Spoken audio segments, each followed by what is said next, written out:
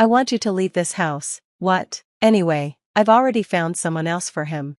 My mother-in-law hadn't changed at all. If anything, she had come up with a crazy plan.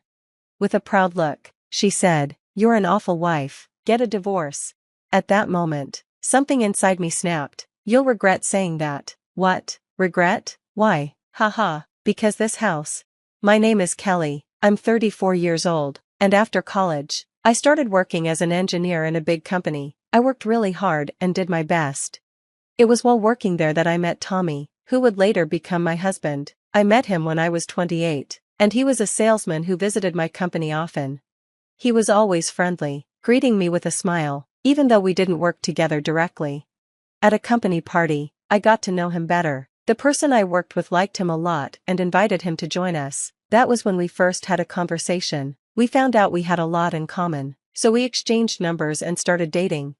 2 years later, we got married. We've been very much in love and very close since then. Tommy has always supported me, especially when I decided to start my own business.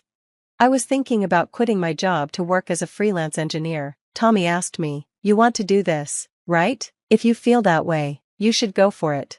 I'm a cautious person, so I was nervous about whether I could make enough money and if I'd be able to take time off. I was thinking of all the problems that might come up, and I was scared to try something new. But Tommy told me, "Don't worry, I'll support you, even if things are uncertain, just take the chance." So, I quit my job and started freelancing. My business grew much faster than I expected. My experience in a big company made me trustworthy, and I started getting big projects. Now, I earn more than I ever did before. Tommy and I were thrilled to see our savings grow. I was happy with the extra money, but even happier that Tommy had encouraged me to take the leap. With him by my side, I felt like I could face any challenge. We spent time traveling and driving together when he had time off, and even though we saved money, we didn't have to worry about spending on things we wanted. We were enjoying life as a couple.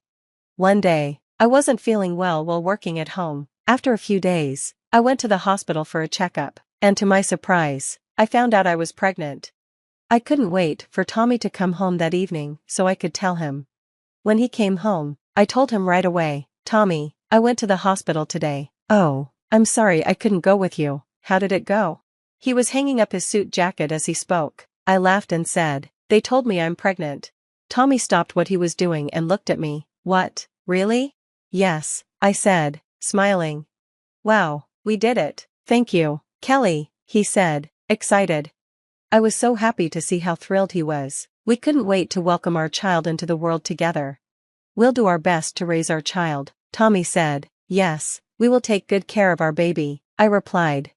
We started eating dinner, and Tommy kept talking about the baby, wondering if it would be a boy or a girl and what we'd need for the baby. "If it's a boy, I want to play catch with him. If it's a girl, we'll play house," he said.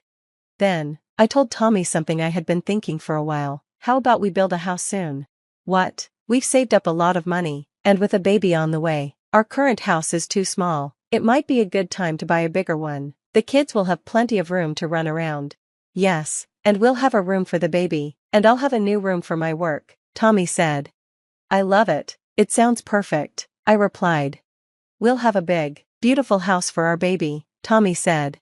We decided to build a new house. On weekends, we went to open houses and worked on the design together. We wanted to have it ready by the time the baby arrived. About a month after we found out I was pregnant, we went to visit my in-laws to tell them the news, but I was feeling a bit down because I didn't really get along with my mother-in-law. Their house was about 30 minutes away, but I didn't visit them often. When Tommy and I first got married, I visited for Thanksgiving and New Year's, but each time, my mother-in-law would criticize me. She'd say women were too focused on their careers and would always ask when I was going to have children. She also complained about my job. "All you do is sit on your computer all day, don't you? I don't like you because you're kind of a nerd. You're not good at talking to people like Tommy. He's a great communicator as a salesman, but his wife is like this." It's not that I'm bad at talking to people. I just love working with computers, and that's why I have this job.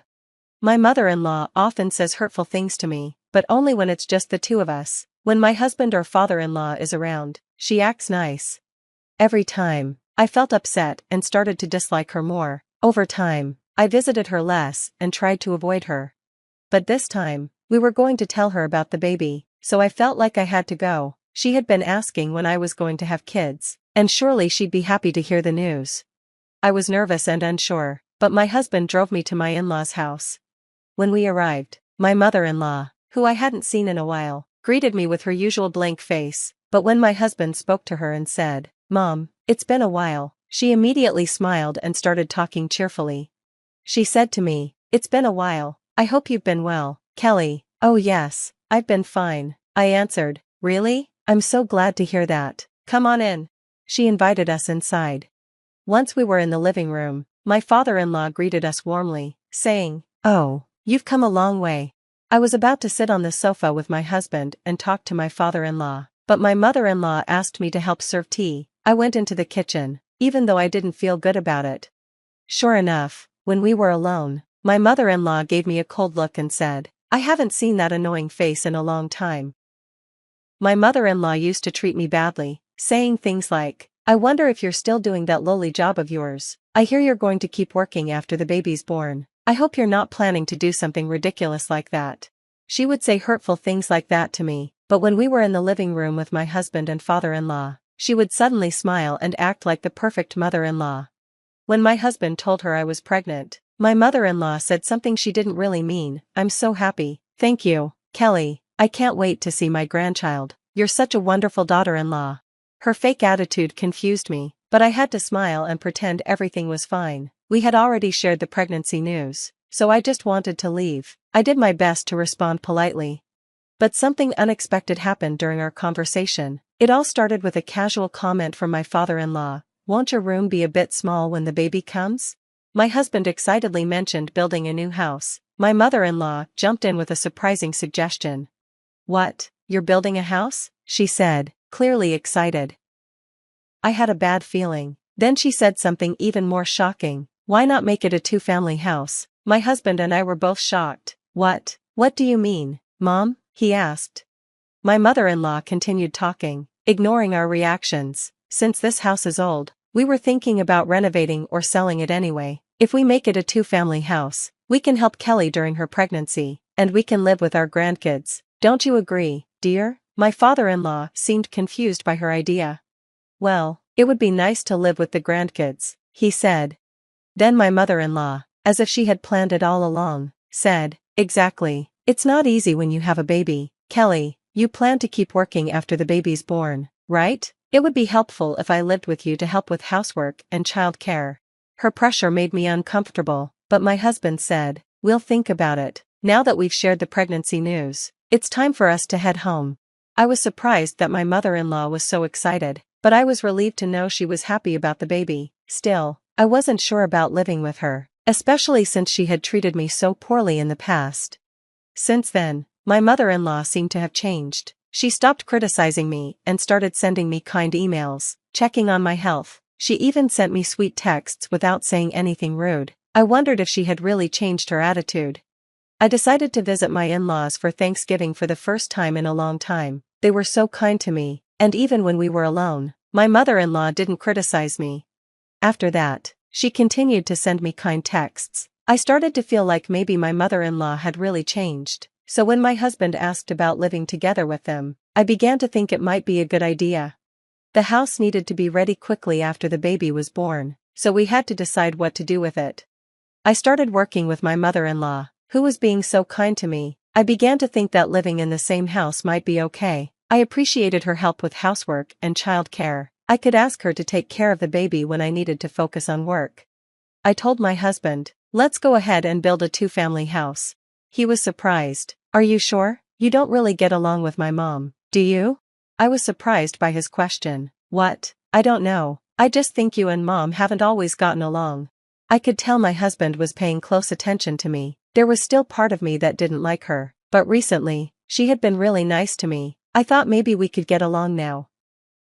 "Thank you for saying that. I'm glad you care about my parents. You're right, my mom can be a bit difficult, but I'm sure she'll take good care of the kids."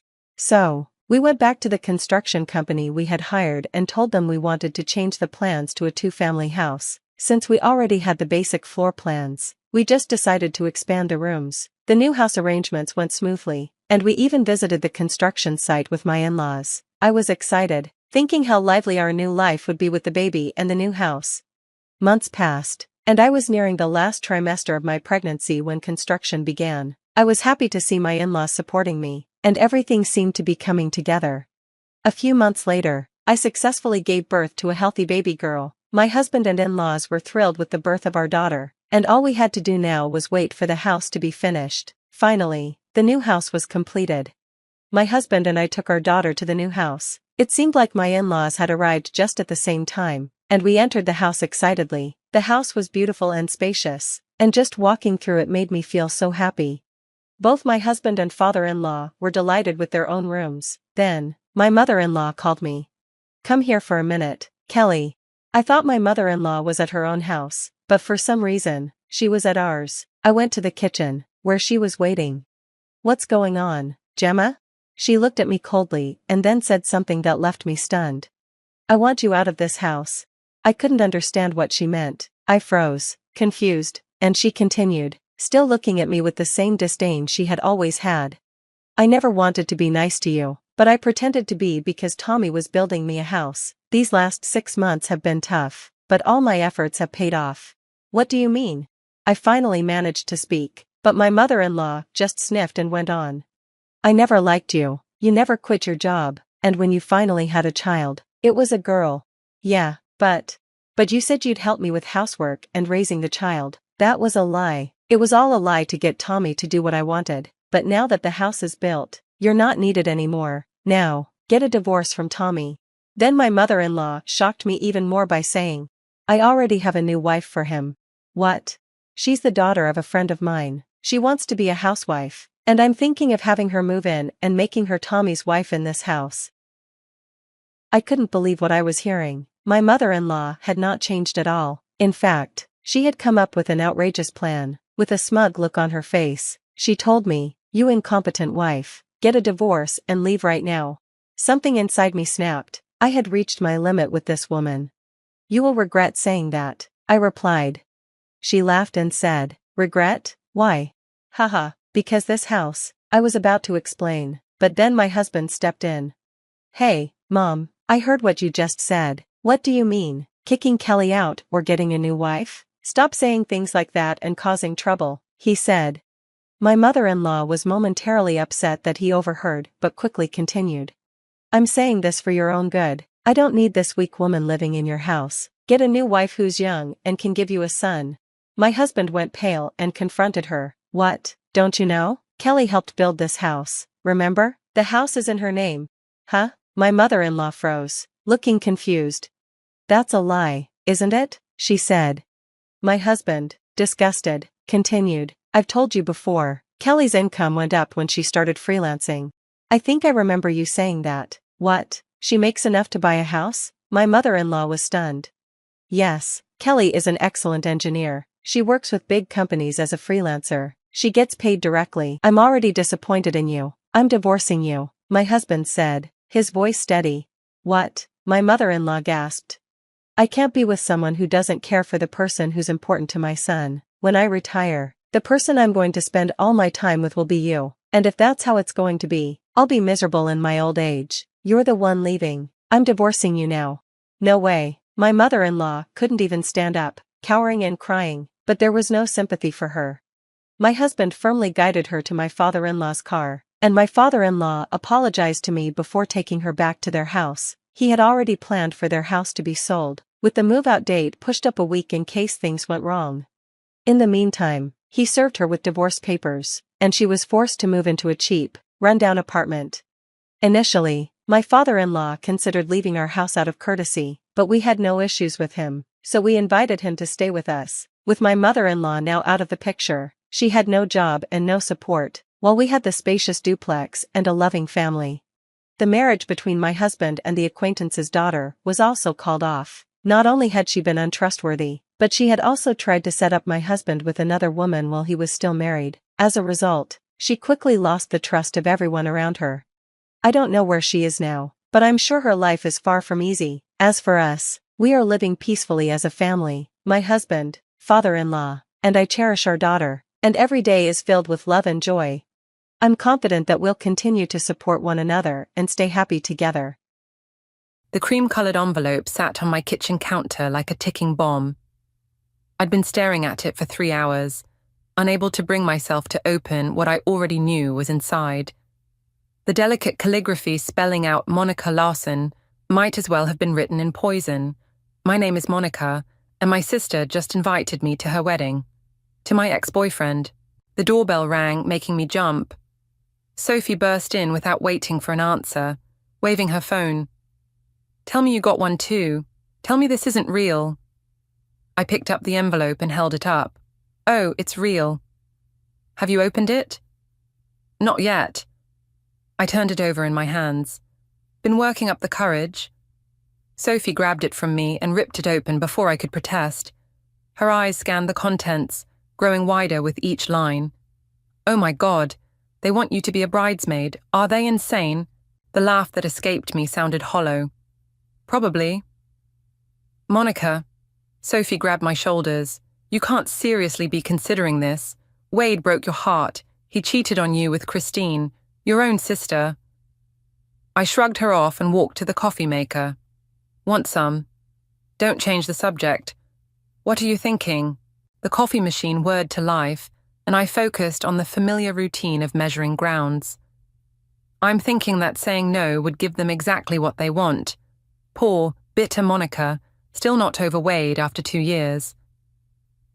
"But you're not over it," Sophie said softly. I slammed the coffee filter shut harder than necessary. "No, I'm not over my sister sleeping with my boyfriend of 3 years. I'm not over finding out through Facebook that they were dating. And I'm definitely not over my mother telling me to be the bigger person because Christine has always been sensitive." My phone buzzed. Speaking of the devil, Christine's face lit up my screen. I answered on speaker. "Did you get it?" Her voice was high-pitched with excitement. "The invitation?" "Just now," I lied, watching Sophie roll her eyes. "And? Will you do it? Please say yes. It wouldn't be the same without my big sister standing up there with me." I caught my reflection in the kitchen window. Pale face, dark circles under my eyes from a sleepless night. "Of course I will, Chris. I'd love to." Sophie's jaw dropped. Christine squealed. "Oh my God, thank you. I was so worried you'd say no. Wade thought..." "What did Wade think?" I kept my voice carefully neutral. "Oh, Christine hesitated. "He just wasn't sure if it would be awkward for you." "Ancient history," I said brightly. "Water under the bridge." After promising to meet for lunch to discuss bridesmaid dresses, I hung up. Sophie stared at me like I'd grown a second head. "What are you doing?" I poured 2 cups of coffee, handed her one. "Did you know Wade was fired from his last job? Something about missing funds." "What?" "No. What does that have to do with..." "And remember my old colleague Gareth? He mentioned seeing Wade at some pretty shady places downtown." Understanding dawned on Sophie's face. "Monica." "My sister wants me in her wedding." "Fine, I'll be there. Front row seat to watch it all burn down." "What exactly are you planning?" I took a sip of coffee, savoring the bitter taste. Christine deserves to know who she's really marrying. And Wade? A small smile curved my lips. Wade deserves everything that's coming to him.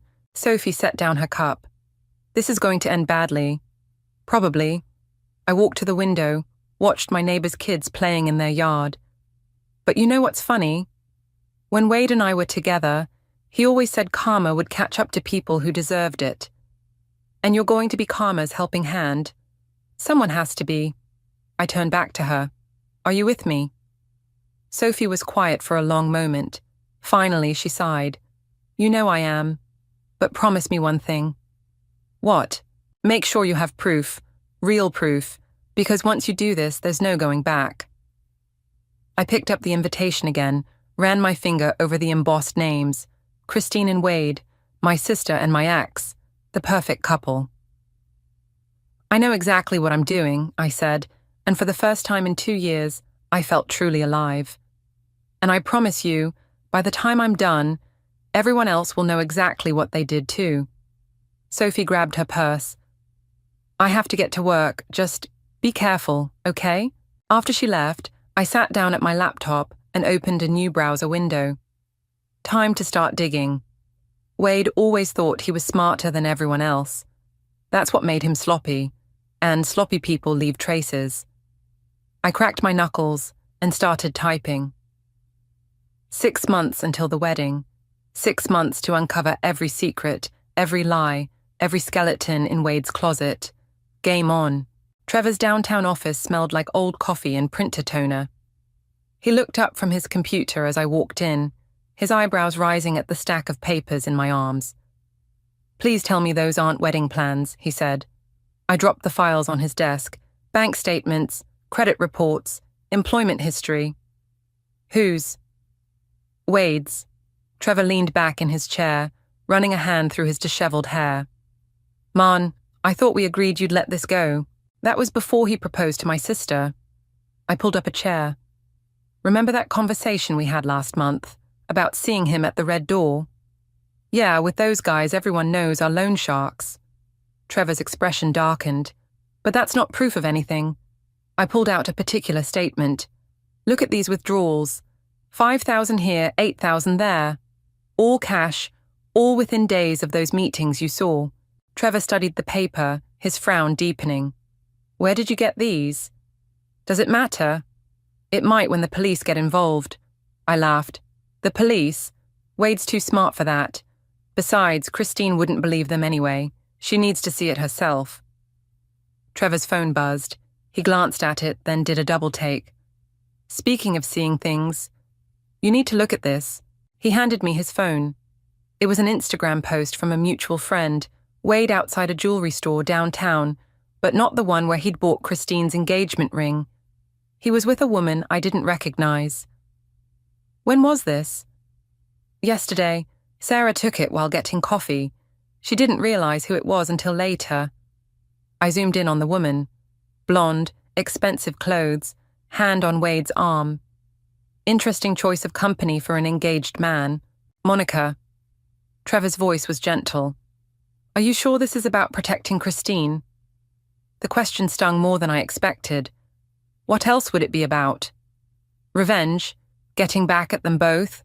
I stood up, gathering the papers. You didn't see Christine after our parents' divorce. She fell apart, started acting out, dating guys who treated her like garbage. When Wade and I were together, she was finally starting to get her life on track. Then I swallowed hard. She thinks he's her happy ending, but he'll destroy her. Trevor's phone rang, a client call he couldn't ignore. As he answered, I headed for the door, but his voice stopped me. Wait, he covered the phone. There's something else you should know. Remember that startup Wade worked for? The one that suddenly folded? I nodded. My firm handled their bankruptcy. The numbers didn't add up. A lot of money vanished right before they went under. Wade was their financial controller. My heart raced. Can you get me those records? Legally? No. But I know someone who might be able to help. His name is Moses. He's a PI, very discreet. I'll text you his number. Back at home, I found an email from Christine waiting. Dress fitting next Saturday. Mum's coming too. Can't wait to have my 2 favorite people there. I clicked through the attached photos of bridesmaid dresses, each one more expensive than the last. A new message popped up from Trevor with Moses's contact information. My phone rang. Sophie. You're not going to believe who I just saw, she said without preamble. Wade jewelry shopping with a mystery blonde? How did you... Never mind. No, I saw him having lunch with Gareth. I sat up straighter. Gareth from my old office? The one who knows about Wade's downtown activities. The same. They looked intense, like it wasn't a friendly catch-up. I grabbed a notepad. Where?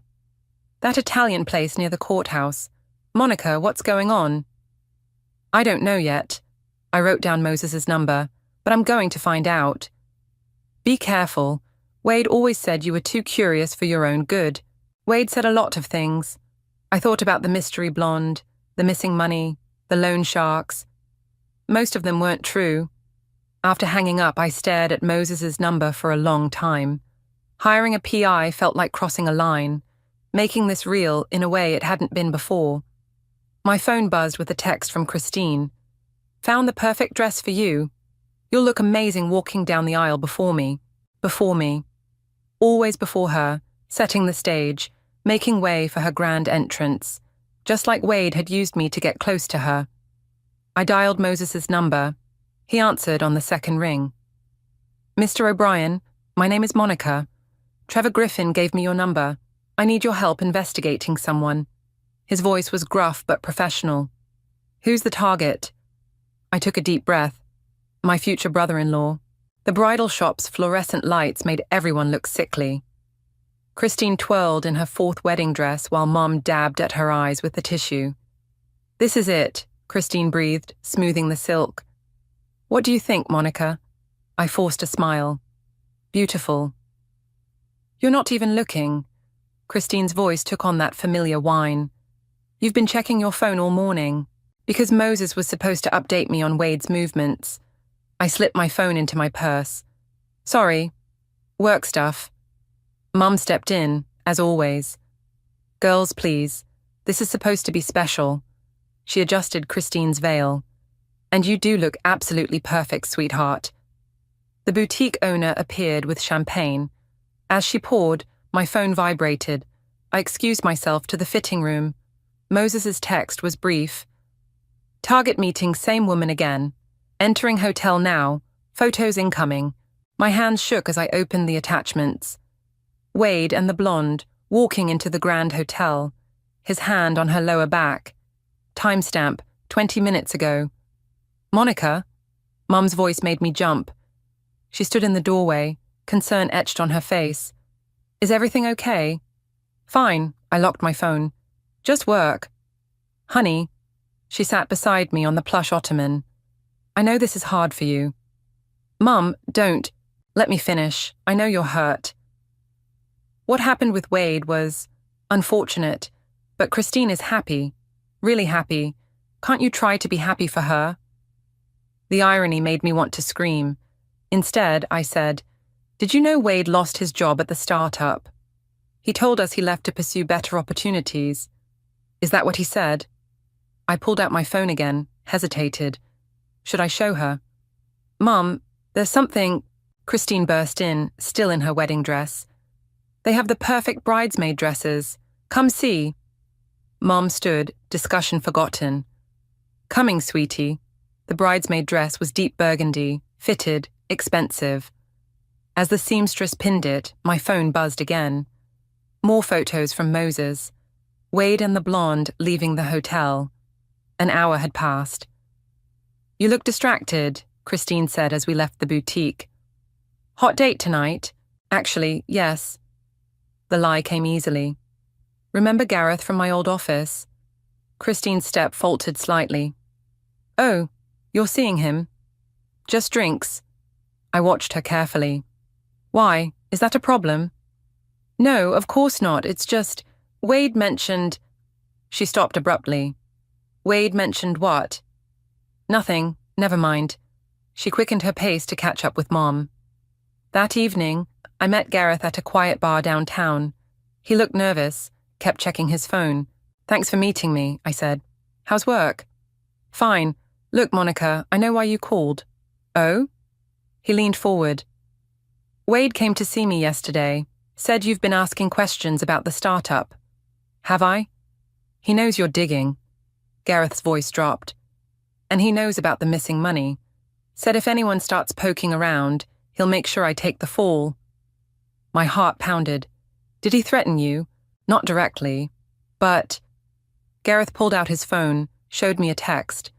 "Remember who signed those transfer authorizations. Would be a shame if they surfaced. Forward that to me. Monica, I can't get involved. I have a family." "Gareth." I touched his hand. "Wade's marrying my sister. If he's involved in something illegal, I need to know, please." He was quiet for a long moment. Finally, he forwarded the text. "There's more. That woman he's been seeing? The blonde? She was an investor in the startup. Lost everything when it folded. Except what? A week before bankruptcy, there was a large transfer to an offshore account. The paperwork said it was consulting fees, but let me guess, the company never received any consulting. Gareth nodded. Be careful, Monica. Wade's not who you think he is. Oh, I know exactly who he is. I stood up.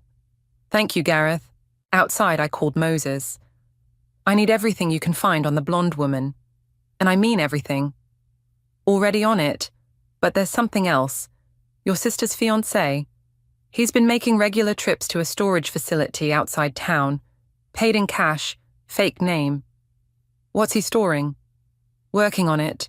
But whatever it is, he doesn't want anyone to know about it. I ended the call, my mind racing. Wade. The blonde. Missing money. Secret storage units. The pieces were there, but I couldn't see the full picture yet. My phone lit up with a text from Christine. Thank you for today. You're the best sister ever. I stared at the message, feeling sick. Best sister ever. If she only knew. Moses's office was exactly what you'd expect from a private investigator. Worn leather chairs, filing cabinets, and blinds that needed dusting. He spread photos across his desk like playing cards. Her name is Rebecca, he said, tapping a clear shot of the blonde. Former investment banker, lost $2 million in Wade's startup. And now they're meeting in hotels. Not for what you're thinking. Moses handed me a document. They're planning something. Look at the signature on this rental agreement. I studied the paper. The storage unit was rented to Rebecca, but the handwriting. This is Wade's signature. Bingo. Moses leaned back. He's using her name on paperwork, but he's the one accessing the unit. 3 times this week alone. My phone buzzed. Christine. I ignored it. What's in the unit? Haven't gotten inside yet, but... He pulled out more photos.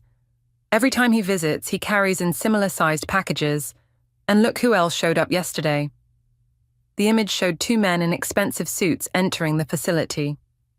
The loan sharks Trevor saw him with. Moses nodded.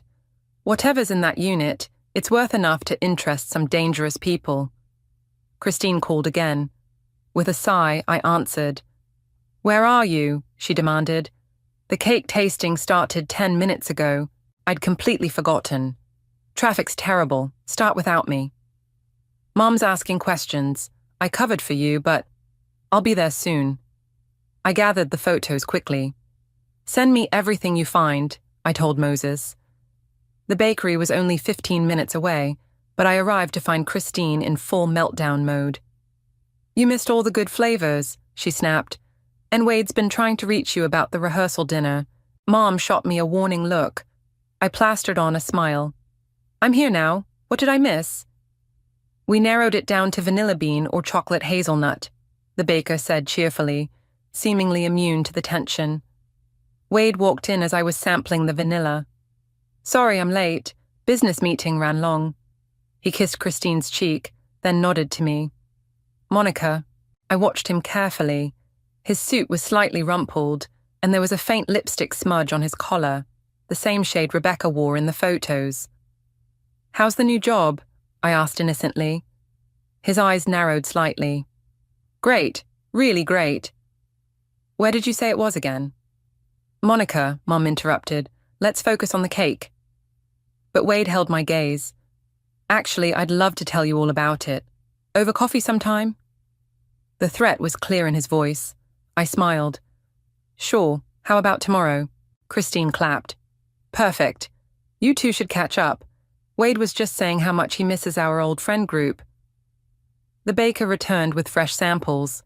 As everyone tasted and discussed, my phone lit up with a text from Moses. Unit contents confirmed. You need to see this now. Emergency at work, I announced, standing. Choose whatever cake you like, Chris. I trust you. Outside, I called Moses immediately. What did you find? Not over the phone. Meet me at my office. 20 minutes later, I stared at the photos spread across his desk. The storage unit's contents were clearly visible. Stacks of papers, hard drives, and what looked like financial records. Evidence, Moses explained. Everything that disappeared from the startup before it went under, Wade didn't destroy it. He kept it as insurance. Insurance against what? Against Rebecca turning on him. See, she wasn't just an investor. She helped him set up the offshore accounts, move the money, but she kept records of everything. So they're not having an affair, I said slowly. They're partners. We're partners. Now she's threatening to expose him unless he pays her off. That's what the meetings are about. My phone buzzed with a text from Wade. Coffee tomorrow at 9, the place near your office. Come alone. He knows I'm investigating, I told Moses. He wants to meet. Don't go. I have to. But first, I gathered the photos. I need copies of everything, and I need to make a call. Trevor answered on the first ring. Please tell me you're not in trouble. Define trouble. I explained about Wade, Rebecca, and the evidence. Can you get me in touch with any of the other startup investors? Monica, that's not just unethical, it's illegal. So is what Wade did. He sighed. I'll see what I can do, but be careful tomorrow. Wade's dangerous when he's cornered. After hanging up, I looked at Moses. How much to keep watching him until the wedding? He named a figure. I wrote a check without hesitation. One more thing, I said. I need you to follow Rebecca too. Whatever game they're playing, I want to know all the rules before I make my move. Moses nodded. Just remember, people like this, when they fall, they try to take everyone down with them. Good, I said, thinking of Christine's beaming face at the bakery. That's exactly what I'm counting on. The coffee shop was busy when Wade walked in, exactly on time. He sat across from me, looking perfectly composed in his expensive suit. You need to stop, he said without preamble. I stirred my coffee. Stop what? Playing dumb doesn't suit you, Monica.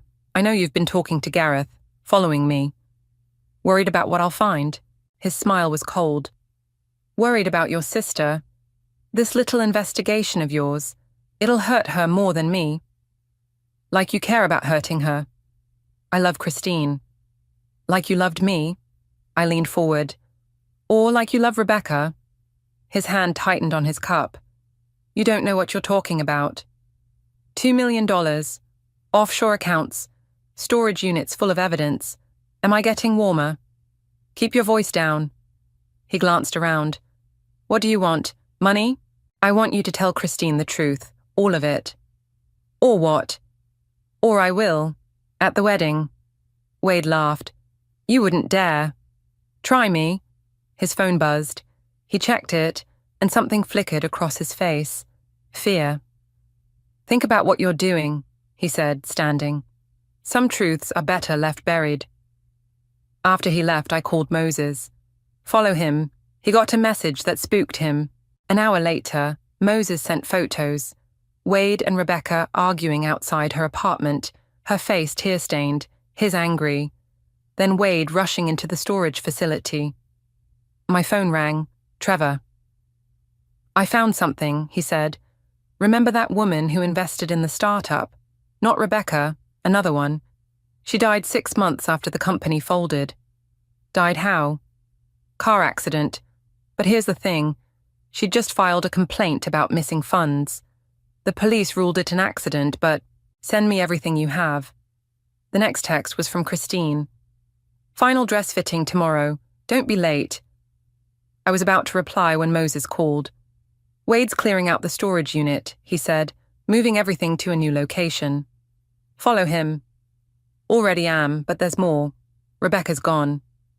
What do you mean gone? Apartment's empty, phone disconnected. She vanished. My hand started shaking. Like the other investor who died. What other investor? I filled him in on Trevor's discovery. This just got a lot more serious, Moses said. We need to go to the police. With what? We don't have enough proof yet. I checked the time. The wedding's in 3 days. Keep watching Wade. I need to know every move he makes. That evening, Mum called. Christine's worried about you, she said. You've been distant, missing appointments. I've been busy. Honey, if this is too hard. Mum. I cut her off. Do you trust Wade? What kind of question is that? He makes your sister happy. That's not what I asked. She was quiet for a moment. What's really going on, Monica? I thought about telling her everything. The fraud, Rebecca, the dead investor. But Wade's words echoed in my head. Some truths are better left buried. Nothing, I said. Everything's fine. After hanging up, I spread out all the evidence on my kitchen table. Photos, documents, bank statements. The pieces were all there, forming a picture darker than I'd imagined. My doorbell rang. Sophie stood outside, holding wine. Trevor called me, she said. Thought you might need backup. We sat on my couch and I told her everything. You have to stop, she said when I finished. This isn't just about money anymore. If Wade's involved in that woman's death, I can't stop. Not now. Monica, he's going to hurt Christine. Maybe not today, maybe not next year, but eventually. I have to stop him. Sophie picked up a photo of Wade and Rebecca. What if he hurts you first? My phone buzzed. Moses again. Target moving. You need to see this. The attached photo showed Wade entering a police station. He's trying to get ahead of this, Sophie said. What are you going to do? I grabbed my keys. I'm going to talk to Rebecca. You just said she disappeared. Moses found her. She's at a motel outside town. I headed for the door. Coming. Sophie hesitated, then grabbed her purse. Someone has to make sure you don't get killed. As we drove, another text came from Christine. Can't wait for you to give your maid of honor speech. It's going to be perfect. It'll be perfect, all right, I muttered, pressing the accelerator. Just not the way you're expecting. Rebecca's motel room smelled of cigarettes and desperation. She didn't seem surprised to see us. I wondered when you'd show up, she said, letting us in. Wade's sister-in-law-to-be. Ex-girlfriend, I corrected. Where's the evidence? She lit another cigarette. What evidence? The documents from the storage unit. The proof Wade stole the money.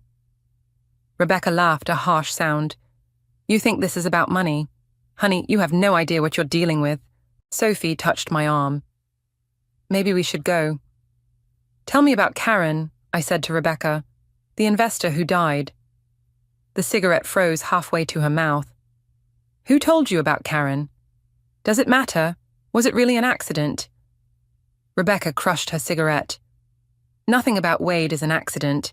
The startup, the fraud, Karen's death, it was all planned.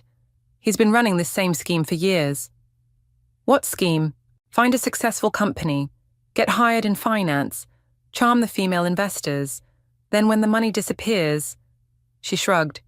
So do they. My phone buzzed. Moses. Wade left police station, moving your way. He's coming, I told Rebecca. We need to go. Too late. She pointed to the parking lot through a gap in the curtains. Wade's car was pulling in. Sophie grabbed my hand. Back door, now. We slipped out just as Wade knocked on the front. Through the thin walls, we heard their voices. It's over, Wade said. The police are investigating Monica, not us. Anonymous tip about her stalking and harassment. You really think that'll work? Rebecca asked. It'll buy us time. The wedding's tomorrow. Once I'm married to Christine, her family's money is as good as ours. Sophie and I crouched by the back window, recording everything on our phones. And what about your ex? Rebecca asked. Monica knows too much. After the wedding, she'll have a tragic accident, just like Karen. My blood ran cold. Sophie tugged my arm, mouthing, Let's go. We made it to my car just as Wade's voice rose. Where is it? The evidence. Where did you hide it? Rebecca's answer was lost as we drove away. Call the police, Sophie said, and tell them what? We were eavesdropping at a motel. Besides, he's already turned them against me. Then what's the plan? I checked the time. The rehearsal dinner's in 3 hours. I need to get ready. Are you insane? He just threatened to kill you. Exactly. Which means I have until the wedding to expose everything. I pulled into my driveway. Help me get dressed? Sophie followed me inside, protesting the whole way.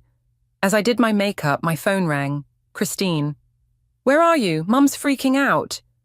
On my way. Hey, quick question. Did Wade tell you where his family money came from? What? Why does that matter? Just curious about my future brother-in-law. Christine sighed. Some tech investments, I think. Monica, please don't start this again. Start what? The questions. The suspicion. Wade told me you might do this. Did he tell you about Rebecca too? Silence. Then, who's Rebecca? Ask him at dinner. See what he says. I hung up before she could respond. Sophie stood in my doorway, arms crossed. You're really going through with this? Watch. I opened my laptop, started typing. I'm sending everything, photos, recordings, documents, to all the wedding guests. Time to arrive during the ceremony. That'll destroy Christine. It'll save her life. I finished the email, set the timer. Wade's not just after revenge anymore. He wants my family's money. Christine is just his way in. My phone buzzed. Moses again. Rebecca's gone. Room's empty. No sign of struggle. Another disappearance, Sophie whispered. Monica, this is getting dangerous. It was always dangerous. I grabbed my purse. Coming to dinner?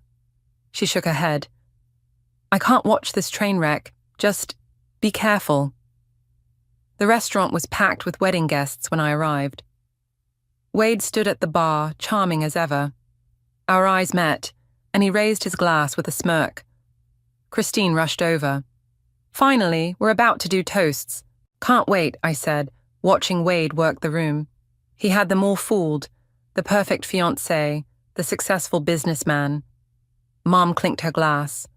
Everyone, please take your seats. As I sat down, my phone lit up with an unknown number. The text contained only an address and 2 words. Found everything. R. I looked at Wade, now standing to give his speech. He thought he had it all under control. But in less than 24 hours, his perfect plan would crumble, and I would be there to watch it burn. The church buzzed with pre-wedding energy. I stood in the bridal suite, watching Christine twirl in her dress while Mom fussed with her veil. Everything's perfect, Christine beamed. I can't believe it's finally happening.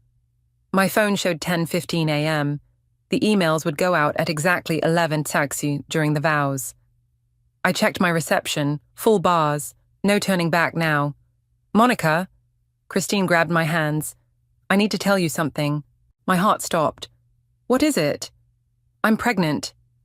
The room spun. Mom gasped, then started crying. I forced myself to smile. How far along? 8 weeks. Christine glowed. Wade's so excited, we're going to tell everyone at the reception. A knock at the door, Sophie burst in. Monica, we have a problem. Not now, Mom said. Christine just told us the wonderful news. Sophie's face paled. Oh, God. She grabbed my arm. Outside, now. In the hallway, she showed me her phone. A news article had just broken. Local businessman found dead in hotel room. The businessman was Gareth. Police are calling it suicide, Sophie whispered. But look at the time of death. Last night, right after the rehearsal dinner. My hand shook. Wade. We have to stop this. I can't. I glanced back at the bridal suite. She's pregnant, Sophie. Which is exactly why we have to stop it. You heard him at the motel. He's after your family's money. The baby just makes it easier for him. My phone buzzed. Moses. Rebecca's body found in river. Police involved. The walls closed in. 2 deaths in 12 hours. And in 45 minutes, my email would expose everything. What's going on out here? Wade appeared, looking perfectly calm in his tuxedo. Everything okay? Just fine, I managed. Congratulations, by the way, about the baby. Something flashed in his eyes. Triumph. Christine told you. Wonderful news, isn't it? Now we'll really be family. Sophie stepped between us. The ceremony's starting soon. We should get ready. Wade caught my arm as I turned away. I hope you've reconsidered your position about certain revelations. Why? Afraid of something? His grip tightened. Think about Christine, the baby. Would you really ruin their lives? Like you ruined Karen's or Gareth's? His face hardened. I don't know what you're talking about. The police might. The police? He laughed. Check your phone, Monica. See who they're really investigating. A new email notification popped up. Investigation update, stalking case, number 2347. Wade smiled. Amazing how evidence can point anywhere you want it to, isn't it? The wedding march began playing. Sophie pulled me away. It's time. In the church, everything looked perfect. Flowers, candles, guests in their finest. I took my place at the altar, watching the doors for Christine. 10:55 a.m., 5 minutes until the emails. Christine appeared, radiant in white. As she walked down the aisle, I saw her future flash before my eyes. The lies, the manipulation, the inevitable betrayal. And now, a baby. 10:57 a.m. Wade took Christine's hands. The priest began speaking. 10:58 a.m. My phone vibrated. Moses again. Police found connection between Wade and Karen's death. Moving in now. 10:59 a.m. Christine began her vows, her voice full of love and hope. 11 a.m. Nothing happened. 11:01 a.m. Still nothing. Wade smirked at me over Christine's shoulder. He must have blocked the emails somehow. The priest asked for objections. The church fell silent. I stood up. Monica? Christine turned, confused. I'm sorry, I said, my voice shaking, but there's something everyone needs to know. Wade's face darkened. Monica, don't... The church doors burst open. Police officers flooded in. Wade Franklin, the lead officer announced, you're under arrest for the murders of Karen Williams and Gareth Thompson. Chaos erupted. Christine screamed. Mom fainted. Wade looked at me with pure hatred before bolting toward the side door. He didn't make it 3 steps before the officers tackled him. As they led him away in handcuffs, Christine collapsed into my arms, sobbing. The baby. Our baby. I'm so sorry, I whispered, but he would have hurt you too, just like all the others. Sophie appeared with water and tissues. As we comforted Christine, my phone lit up one last time. A text from Rebecca's number. Thank you, you saved my life. Evidence on its way to police now. I held my sister tight to her, watching Wade's perfect facade crumble as the truth finally came to light. Sometimes karma needs a little help. The police station coffee tasted like burnt rubber, but I couldn't stop drinking it. Detective Martinez spread photos across the interview room table. Karen's car crash, Gareth's hotel room, Rebecca's evidence. Without your sister's statement, we might never have connected the dots, she said. Wade's been running this scheme across 3 states. How many victims? 7 dead investors, millions stolen. She shook her head. Your family's money would have been next. The door opened. Christine walked in, still wearing her wedding dress, mascara streaked down her face. I gave them everything, she said, sitting beside me. The offshore account numbers, the fake companies, everything Wade told me to keep safe for after the wedding. I squeezed her hand. You did the right thing. Did I? Her voice cracked. I'm pregnant with a murderer's baby, Monica. How is that right? Detective Martinez gathered her files. We'll need you both to testify when this goes to trial. For now, go home, rest. Outside, Mom waited with Sophie. The 4 of us stood in awkward silence until Christine spoke. You knew. All this time you were trying to warn me. I couldn't let him hurt you. But I didn't listen. She touched her stomach. I was so desperate to believe in the fairy tale. Miss Lawson? A police officer approached. There's someone here to see you. Rebecca stepped out of a nearby car, looking nothing like the broken woman from the motel. She walked straight to Christine. I'm sorry about your wedding, she said, but you should know, Wade didn't just target rich women. He enjoyed it, the manipulation, the pain, watching families tear themselves apart. Like Karen's family, I asked. Rebecca nodded. I helped him at first, thought we were just running a sophisticated investment scheme. Then Karen started asking questions. And he killed her, Christine whispered. He made me watch, said it was to prove my loyalty. Rebecca's hand shook. When I tried to leave, he threatened my family. That's why I kept records of everything. Mom stepped forward. Why tell us this? Because your daughters need to know. None of this was their fault. Wade's in jail because they were stronger than he expected. They saved lives today. Christine burst into tears. Mom wrapped her arms around her while Sophie held her hand. I turned to Rebecca. What will you do now? Testify, then disappear, legally this time. Start over. She smiled slightly. Maybe help other women spot predators like Wade. My phone buzzed. Trevor. Just heard from Moses. Wade's claiming insanity. Won't work. Too much evidence. Speaking of evidence, Rebecca said, there's something you should see. She led us to her car and opened the trunk. Inside was a laptop and files. Wade's entire operation laid bare. The police have copies, she explained, but I thought Christine might want to see exactly what she escaped. Christine stared at the trunk. I don't know if I can. You don't have to, I said. Not today. No. She straightened her shoulders. I need to see, for the baby. They deserve to know the whole truth about their father someday.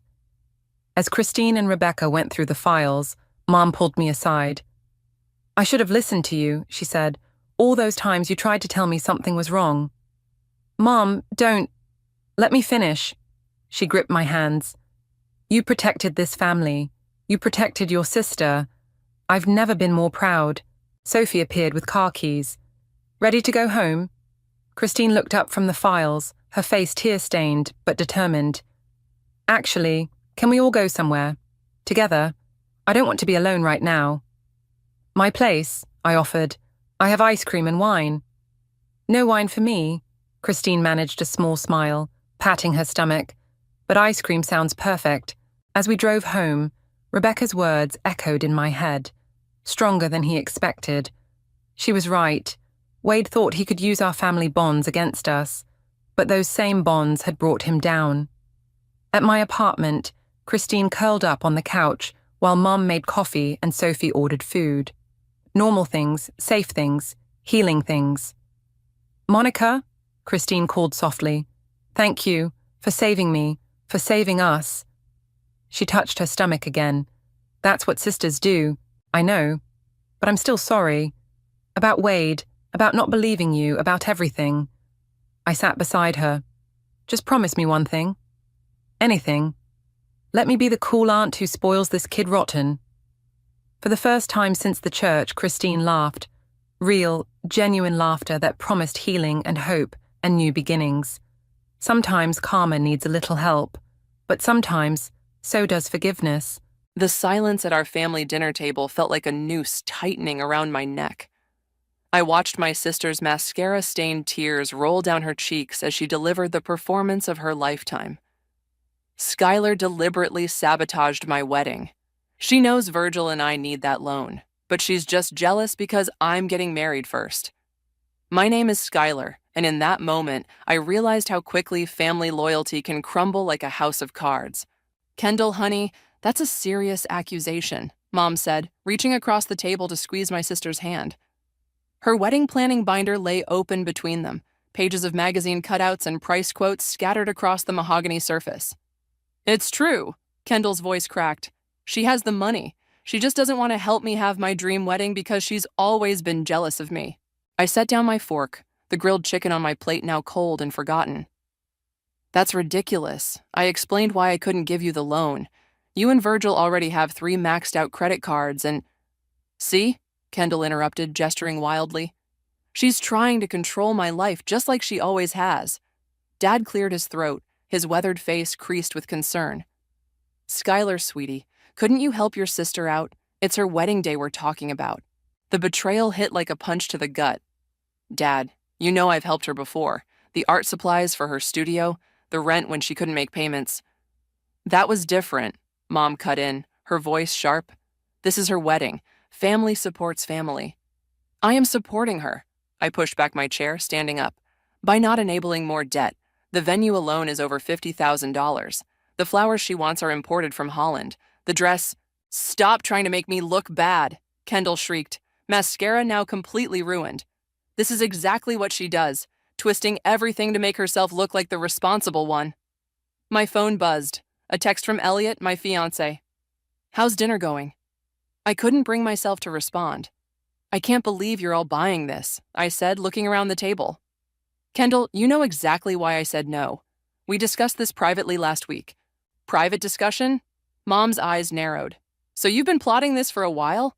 Plotting? Mom, I'm trying to be responsible. Someone has to. The only thing you're responsible for is trying to ruin my happiness. Kendall stood up, her chair scraping against the hardwood floor. You've always been jealous that I'm more creative, more spontaneous, more in debt? The words escaped before I could stop them. The room fell deadly quiet. Dad's fork clattered against his plate. Mom's face turned to stone. Get out. Kendall's voice was barely a whisper. What? I said get out. She grabbed her water glass and hurled it at the wall behind me. It shattered, water streaming down the cream-colored paint. Kendall! Dad stood up, but his stern look was directed at me. Skylar, I think you should leave. I looked at Mom, hoping for support, but she was already moving to comfort Kendall. How could you be so cruel to your sister? She asked, not even looking at me. My hands shook as I gathered my purse. I can't believe this. You're all enabling her. Just go, Dad said firmly. We'll talk when everyone's calmed down. I walked to my car in a daze, the warm summer evening at odds with the ice in my veins. As I sat behind the wheel, I could see them through the dining room window. Mom and Dad huddled around Kendall, comforting her, while my empty chair sat like an accusation. My phone buzzed again. Elliot. Hey, I answered, my voice cracking. That bad, huh? Worse. I started the car, desperate to get away from the house I grew up in. They think I'm trying to sabotage Kendall's wedding because I won't give her a $100,000 loan. What? That's insane. Want me to come over? Please. I pulled out of the driveway, catching one last glimpse of my family through the window. I'll pick up some wine on the way home. Already ahead of you? And Skylar? Yeah? You did the right thing. Someone had to say no to her eventually. As I drove home, my sister's accusations echoed in my head. The worst part wasn't the betrayal.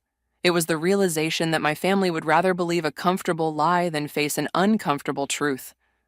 But as the anger settled into determination, I knew one thing for certain. This wasn't over. Not by a long shot. She's done this before, you know. I scrolled through my phone, showing April the screenshots of Kendall's previous financial requests. We sat on my apartment balcony, the evening breeze carrying the scent of jasmine from the planter boxes Elliot had helped me install. 3 times just this year? April leaned closer, wine glass dangling from her fingers. Girl, that's not sisterly love, that's a pattern. Remember the art studio fiasco? I swiped to an older message. She swore she'd pay me back in monthly installments. Want to guess how many payments I received? 0? Bingo. I set my phone down, reaching for the wine bottle. And now she wants $100,000 for her dream wedding. The same sister who couldn't manage to pay back $5,000. April straightened up suddenly, her eyes sparkling with that look I knew meant trouble. So why don't you show her how it's done? What do you mean? Your wedding. Move it up. Show her what a beautiful celebration looks like without going into crushing debt. I nearly choked on my wine. Are you crazy? Elliot and I weren't planning to get married for another year. My phone buzzed. A text from Mom. Your sister's been crying all day. I hope you're happy. I showed it to April, who rolled her eyes. See, this is exactly why you should do it. Stop being the family punching bag and show them what grace under pressure looks like. The sliding door opened, and Elliot stepped out with a plate of cheese and crackers. Show who what? April practically bounced in her seat. Tell him your brilliant best friend's idea. After we explained, Elliot sat quietly for a moment, then smiled. Actually, I love it. You can't be serious. Why not? He took my hand. We're already engaged. We've been saving. And unlike some people, we know how to budget. And, April cut in, I happen to know the perfect venue just had a cancellation for 3 months from now. The coordinator owes me a favor from that charity event I planned. I stared at them both. You're actually serious about this? My phone buzzed again. This time a group text from Kendall to the entire family. Trying to figure out how to have my special day without my sister's support. At least I know who really loves me. Something snapped inside me. You know what? Let's do it. April squealed and hugged me. Elliot squeezed my hand. But, I added, we do this right. No debt, no drama, just elegant simplicity. Speaking of drama, April said, pulling out her laptop, how are you going to handle the family situation? We invite everyone, Elliot said firmly. Take the high road. I nodded slowly. Kill them with kindness? More like slay them with sophistication, April grinned. I'm thinking garden ceremony, fairy lights, live string quartet. As April typed furiously, making lists and sending emails, I felt a weight lift from my shoulders. This wasn't about revenge. It was about showing my family what true love and responsibility looked like. My phone rang. Dad's number. Should I answer it? I asked.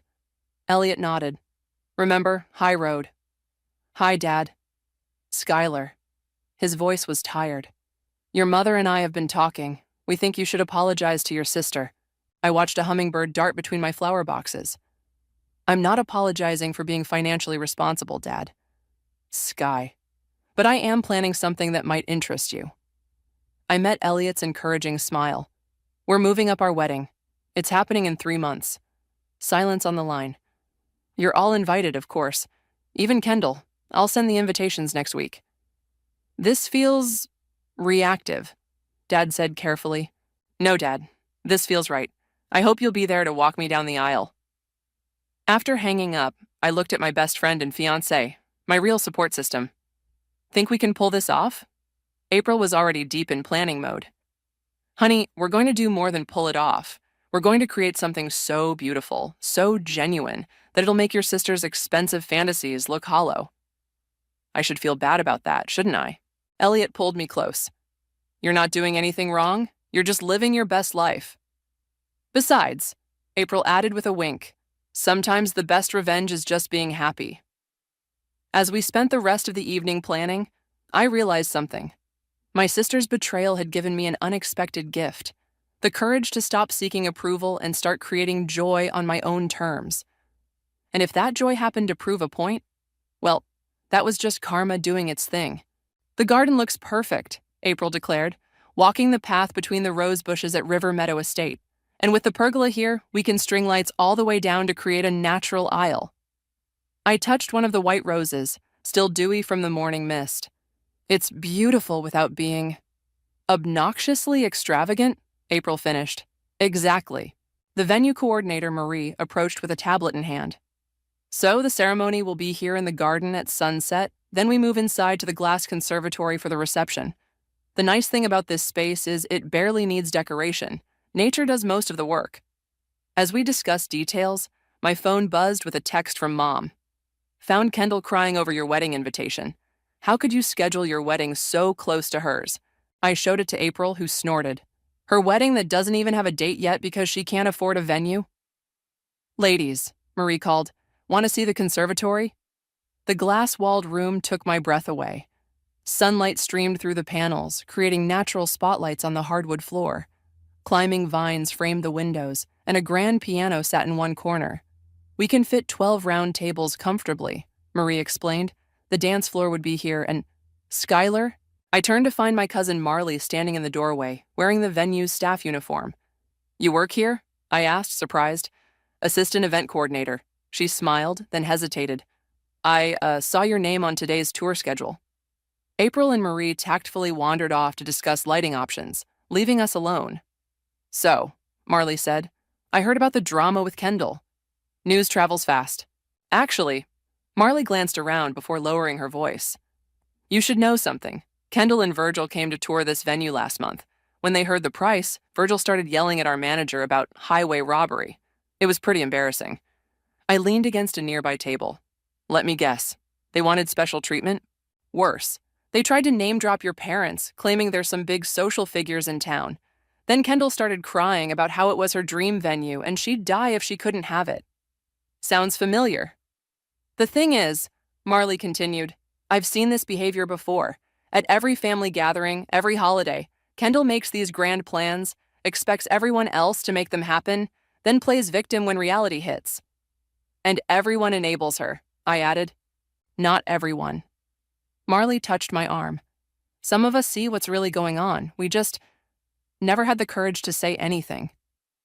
My phone buzzed again. Elliot this time. Found the perfect string quartet. When can you meet them? I should get back to the tour, I said, but Marley caught my hand. Wait, there's more. After the venue incident, Kendall and Virgil went to every high-end venue in town. They're blacklisted from 3 places now for throwing similar fits. I thought about the loan Kendall had demanded. She never had a venue, did she? She wanted the money first, planning to figure it out later. Exactly. Marley squeezed my hand. You did the right thing, saying no. Someone had to. April called from across the room. Sky, come look at these table arrangements. As I walked over, Marley called after me. By the way, I'm free to help with whatever you need. Some of us family members actually know how to show up without conditions. The rest of the afternoon flew by in a whirl of planning. By the time Elliot joined us for dinner at our favorite cafe, everything was falling into place. The venue's perfect, I told him over pasta. Simple, elegant, absolutely us. Unlike someone's Holland flower fantasy, April muttered. Elliot reached across the table for my hand. You seem lighter today, more certain. I am. I squeezed his hand. You know what Marley told me? Kendall never even had a venue. She was just counting on guilt-tripping the family into funding her impossible dreams. Speaking of family, April interrupted, showing us her phone. Kendall just posted on Instagram. Some people think they can overshadow your special day, but true love doesn't need showing off. I laughed, surprising myself. Let her post what she wants. We're creating something real here. And that, Elliot said, raising his wine glass, is exactly why I'm marrying you. As we clinked glasses, I felt a surge of certainty. This wedding wasn't about overshadowing anyone. It was about celebrating authentic love with people who genuinely cared. And if that celebration happened to expose some uncomfortable truths along the way, well, that was just an added bonus. The invitations look gorgeous, Elliot said, running his finger over the embossed lettering. We sat cross-legged on our living room floor, surrounded by stacks of cream-colored envelopes and response cards. Simple and elegant, I agreed, sealing another envelope, just like everything else. The doorbell rang. April burst in without waiting for an answer, waving her phone wildly. You need to see this. She thrust the phone at me. It was a screenshot of Kendall's private social media message to our cousin Rachel. Can you believe Skylar's trying to steal my thunder? She's even using my venue. She knew I wanted River Meadow Estate. But she never booked it, Elliot said, reading over my shoulder. She couldn't afford it. Oh, it gets better, April scrolled down. Rachel actually called her out. The response read, pretty sure you can't claim a venue you were kicked out of for throwing a tantrum. Maybe try being happy for your sister. Kendall must be losing it, I said, addressing another envelope. Rachel's always been her biggest supporter. My phone buzzed, Dad calling. I put it on speaker while continuing to work on the invitations. Skylar, we need to talk about this wedding. Hi, Dad, I'm good. Thanks for asking, I replied dryly. He sighed. Your mother and I are concerned about the timing. Kendall feels... Dad, stop. I set down my pen. Kendall doesn't get to dictate when Elliot and I get married. She doesn't even have a venue booked. She says you stole her venue. April snorted loudly. Put Mom on the phone, I said. I know she's there listening. A rustling sound, then Mom's voice. Skylar, why are you being so difficult? Marley, I said clearly, works at River Meadow Estate. She told me everything about Kendall's visit there. Would you like me to share those details? Silence. That's what I thought. I sealed another envelope. Your invitations are going out tomorrow. I hope you'll both be there. After hanging up, Elliot pulled me into a hug. You okay? Better than okay. I reached for another invitation. For the first time, I'm not letting them manipulate me. April's phone pinged. Her eyes widened. Guys? Kendall just posted something interesting. She showed us a photo of Kendall and Virgil holding hands on a beach, caption reading, Sometimes the universe has other plans. Surprise wedding in Mexico next month. Take that, haters. Mexico? Elliot frowned. How are they paying for that? My phone exploded with messages from family members. I opened the family group chat. Mom, Kendall, sweetie, what's this about Mexico? Kendall, Virgil's parents are helping. At least some family supports us. Aunt Linda, what about the venue deposits we all pitched in for? Kendall, change of plans. Sometimes you have to follow your heart. Uncle Rob, we each gave you $2,000 for deposits. I looked at April and Elliot. Did everyone except me give her money? Looks like it, April said, still scrolling. And now she's running off to Mexico instead? My phone rang again. Marley this time. Please tell me you're seeing this drama unfold, she said when I answered. Front row seats. Well, here's something not in the group chat. Virgil's parents were just at the estate asking about their son's upcoming wedding. They had no idea about Mexico. I put the phone on speaker. Say that again? They thought the wedding was still happening here. They knew nothing about Mexico. Also, Marley lowered her voice. They mentioned they already gave Kendall and Virgil a significant amount of money for the local wedding. April's jaw dropped. She's scamming both families. That's not all, Marley continued. Remember those venue deposits she collected? The estate never received any deposit from her, not one penny. Elliot shook his head. This is going to explode in her face. Maybe it should, I said quietly, looking at the elegant invitation in my hands. Maybe it's time everyone saw the truth. What are you thinking? April asked, recognizing my expression. I'm thinking, I picked up my phone, that it's time to make some calls, starting with Virgil's parents. As I dialed the number Marley provided, I felt no satisfaction, only sadness. This wasn't the revenge I'd planned, showing up my sister with a beautiful, modest wedding. This was karma doing its own work, and all I had to do was let the truth come to light. Hello, Mrs. Powell. We need to talk about your son's wedding, both of them. The cake tasting was interrupted by my mother's unexpected arrival at the bakery. I watched her hesitate at the door before walking toward our table, where Elliot and I sat surrounded by sample plates. Skylar. She stood awkwardly, clutching her purse. I was hoping we could talk. Elliot squeezed my hand under the table.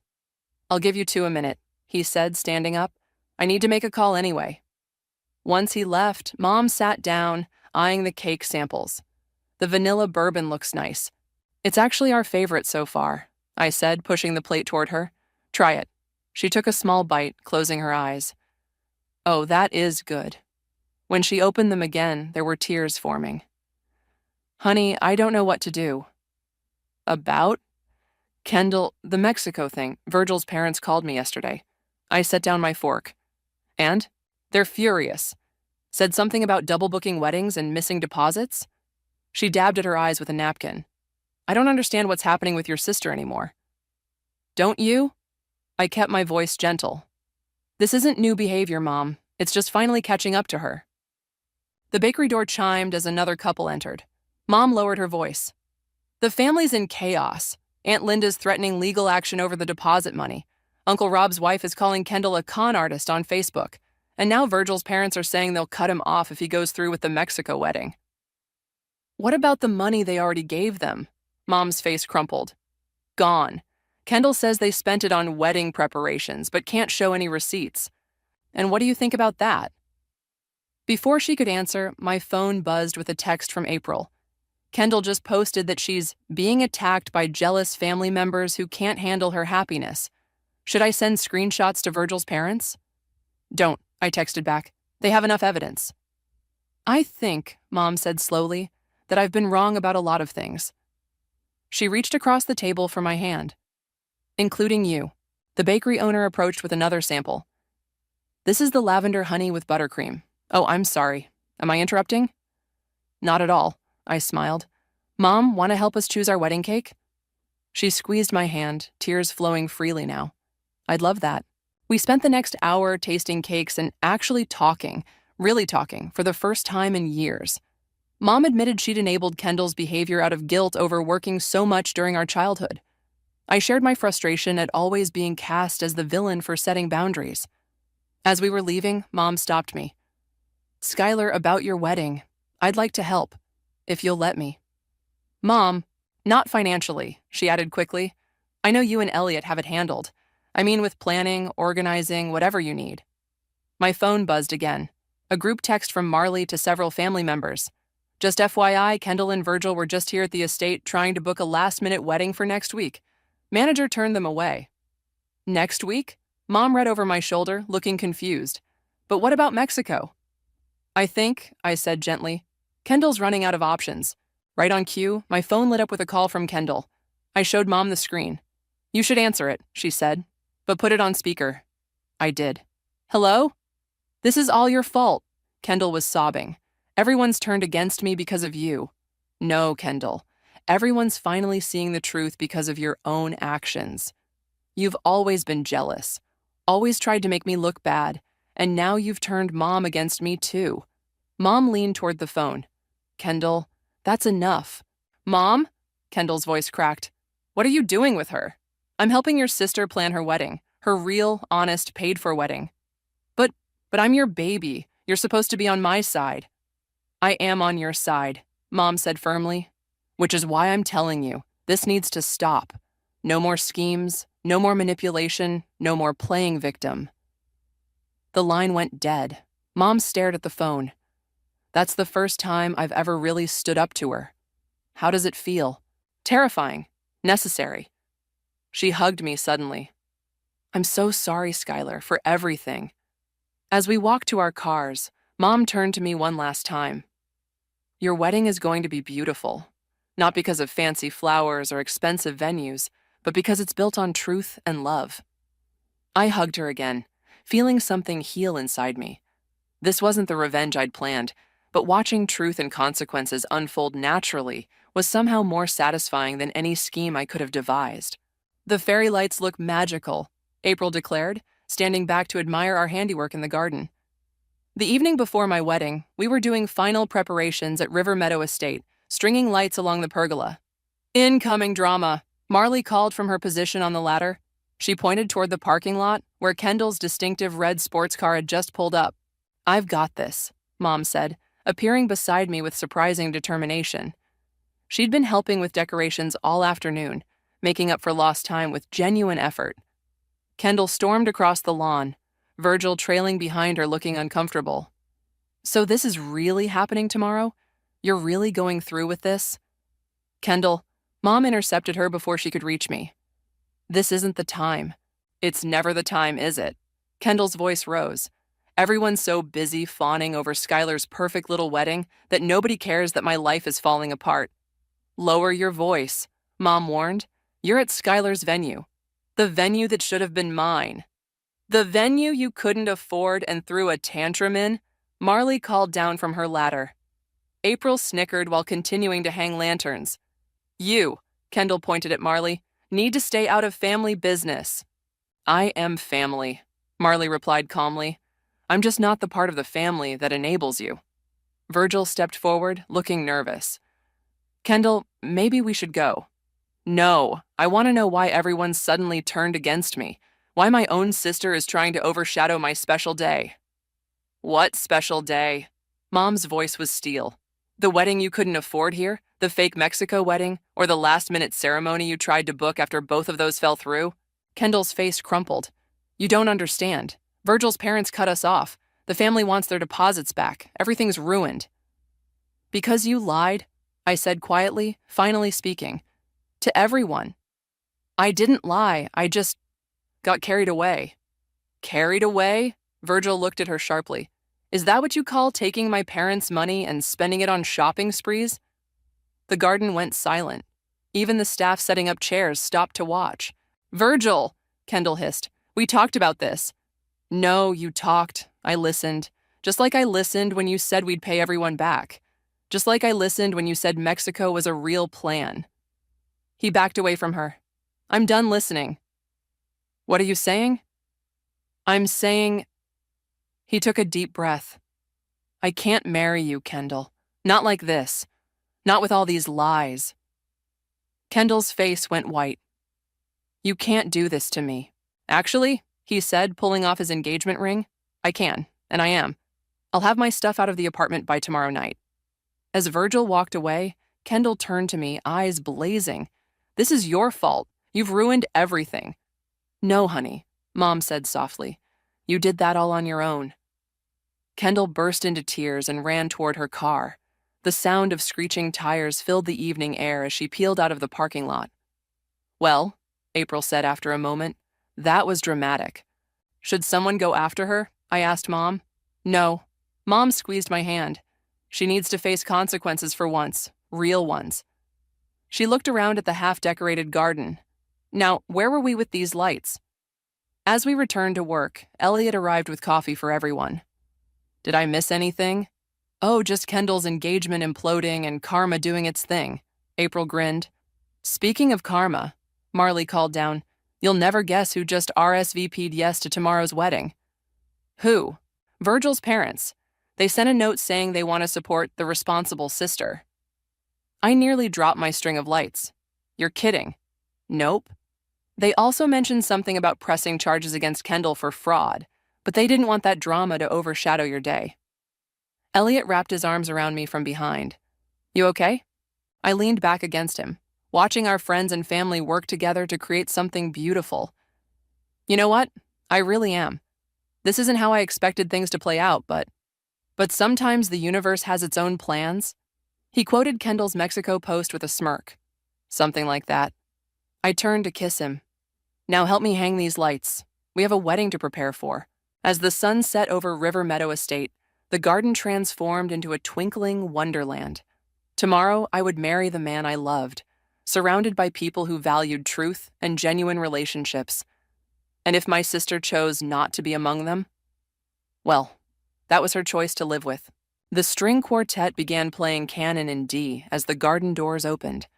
I squeezed Dad's arm, taking in the scene before me.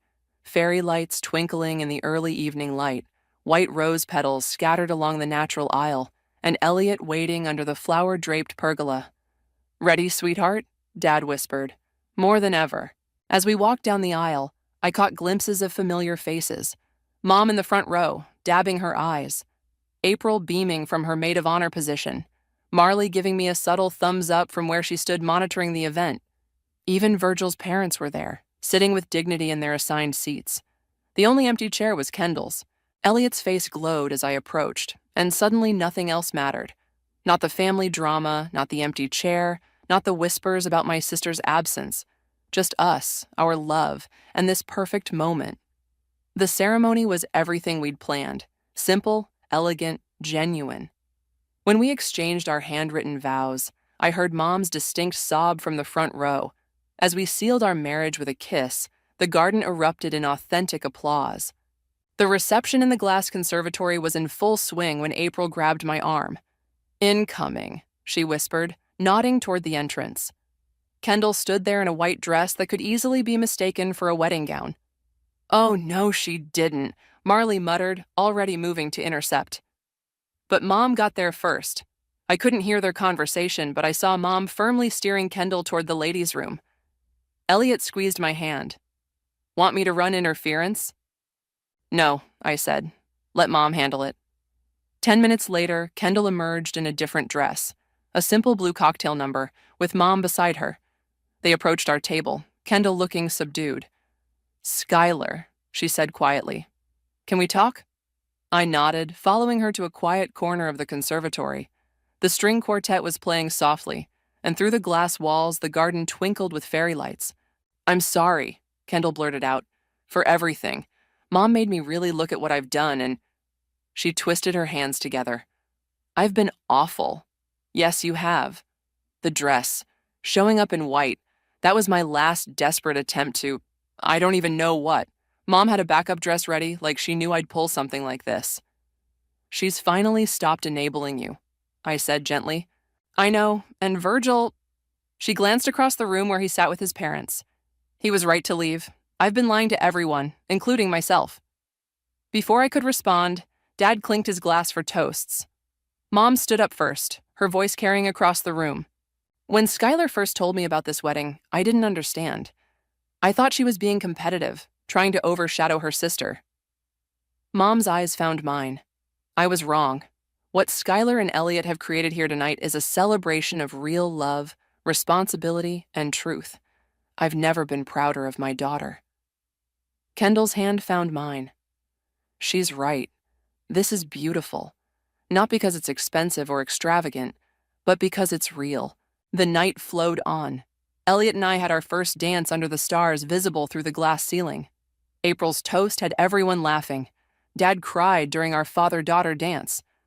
Later, as Elliot and I swayed to a slow song, I saw Kendall approaching Virgil's table. Their conversation seemed civil, ending with a handshake rather than drama.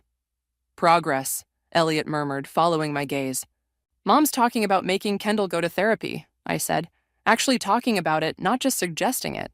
"Good, that's—" He was interrupted by the sound of glass clinking again. To everyone's surprise, Kendall stood up. "I know I don't deserve to make a toast," she said, voice shaking. "But I need to say something. Skylar, I've been jealous of you my whole life. Your stability, your success, your genuine relationships.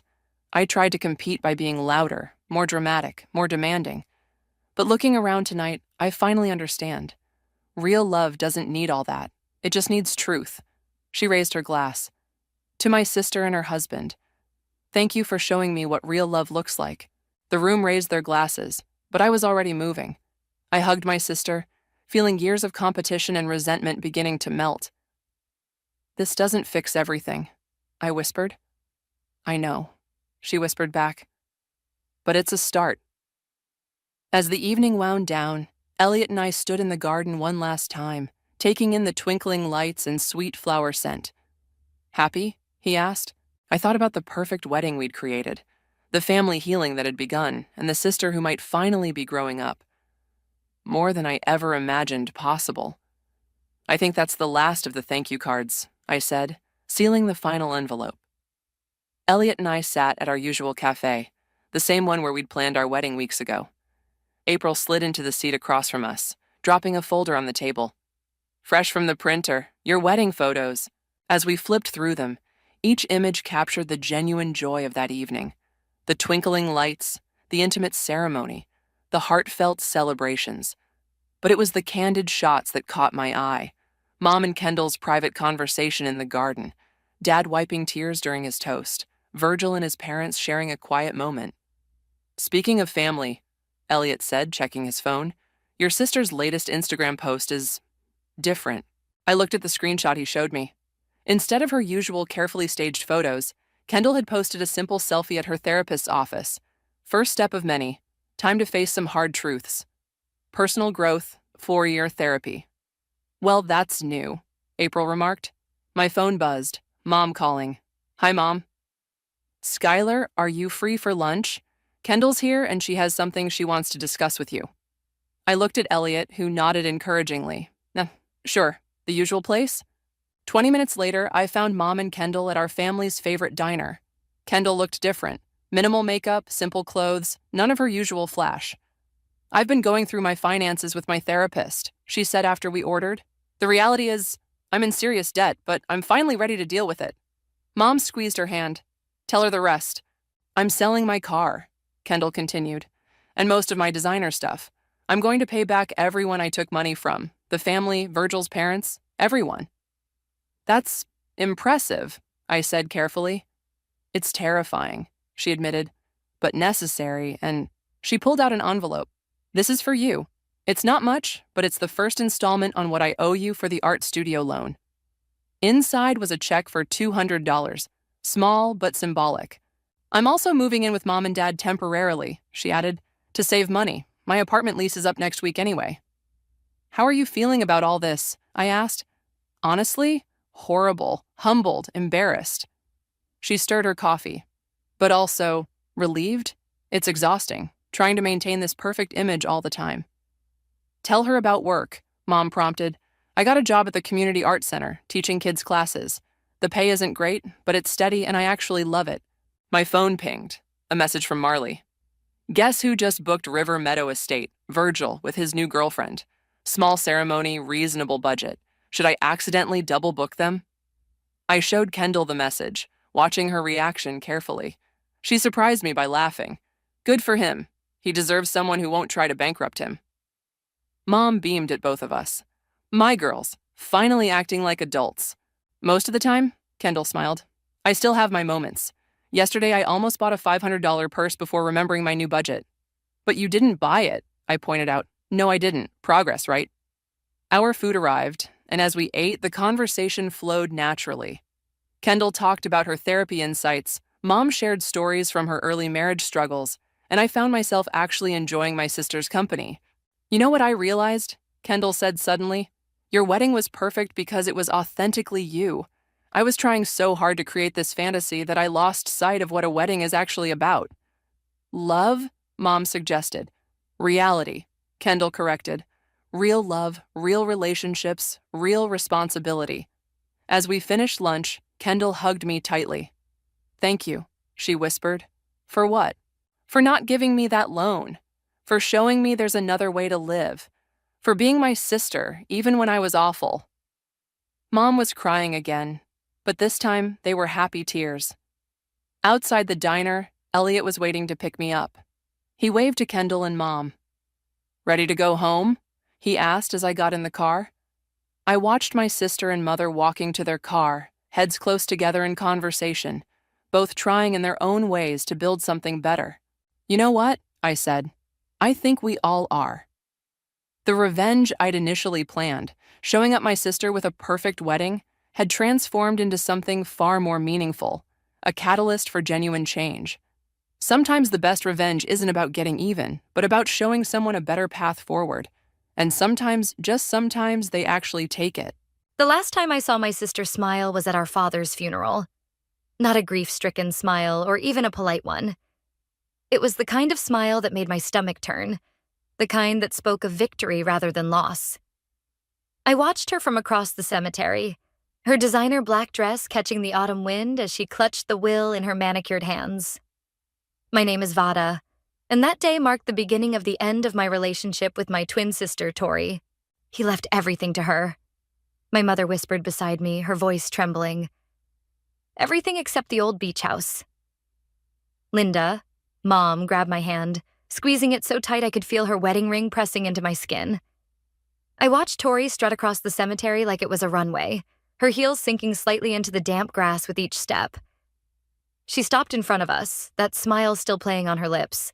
Well, looks like Daddy's favorite finally got her due, she said, waving the document in front of Mom's face. Guess all those years of backing him up during your fights paid off. Tori, stop it, I snapped. Dad's barely in the ground. She turned to me, tilting her head. We might have been identical twins, but in that moment, I couldn't recognize a single familiar feature in her face. Oh, sister dear, always playing the moral compass. How's that working out for you? Still living in that cramped apartment, driving that secondhand car? Mom stepped forward. Tori, please, we're family. Family? Tori's laugh cut through the cemetery like breaking glass. Family doesn't mean much when there's a fortune at stake, does it? You tried to turn Dad against me for years, but look who won in the end. I felt my blood boiling. That's not what happened, and you know it. Mom supported Dad through everything. The drinking, the gambling, the affairs. She stayed loyal even when he didn't deserve it. Loyal? Tori scoffed. Is that what we're calling it now? Well, you can keep your loyalty. I'll take the estate, the company, and every penny he left me. She turned to Mom, her voice dripping with contempt. Don't worry. I'll make sure the beach house taxes are paid up. Wouldn't want you losing your little consolation prize. Tori. Mom's voice was soft, reaching out to touch her arm. Please don't do this. Don't let money destroy what we have. Tori jerked away like Mom's touch burned her. What we have? We have nothing. And Vada? She turned to me, her eyes cold. You'll regret choosing her side. Mark my words. In a few years, when I'm running Dad's company and you're still playing nurse at that shabby clinic, you'll realize what a mistake you made today. I stepped between her and Mom. The only mistake here is thinking money matters more than family. We'll see about that. Tori straightened her designer sunglasses, checking her reflection in them. I'd say see you around, but I won't. I'm done with both of you. The lawyers will handle everything from here. She turned on her heel, that smile still firmly in place, and walked away. I watched her slide into her new Mercedes, Dad's last gift to her before he died, and drive off without a backward glance. Mom collapsed into me, her shoulders shaking with silent sobs. I held her tight, feeling the weight of everything we'd lost pressing down on us. Not just Dad, but Tori too. My twin, my other half, now as good as dead to us. "It's okay, Mom," I whispered, though nothing about this was okay. "We still have each other. We'll figure it out." Later that night, as I helped Mom sort through old photos in the beach house, our new home, I came across a picture of Tori and me on our 16th birthday. We were wearing matching outfits, arms around each other, grinning at the camera without a care in the world. I touched Tori's face in the photo, wondering how we'd ended up here. My phone buzzed with a text. It was from Tori. "Hope you enjoy playing martyr with Mom. Just remember, you chose this." I deleted the message without responding and looked around the small beach house. It needed work. The roof leaked, the pipes groaned, and the paint was peeling. But it was ours. Mom was already in the kitchen, making tea in chipped mugs, humming softly to herself like she always did when she was trying to be brave. "You know what, Mom?" I called out, setting the photo aside. "I think we got the better deal." She appeared in the doorway holding 2 steaming mugs. "How do you figure that?" I took one of the mugs, breathing in the familiar scent of chamomile. "Because we still know what matters, and it's not what's in Dad's will. 5 years can change everything and nothing at all." The beach house Mom and I had inherited now gleamed with fresh paint and new windows, but every time I walked through the door, I still expected to see Tori lounging on the porch like she used to when we were kids.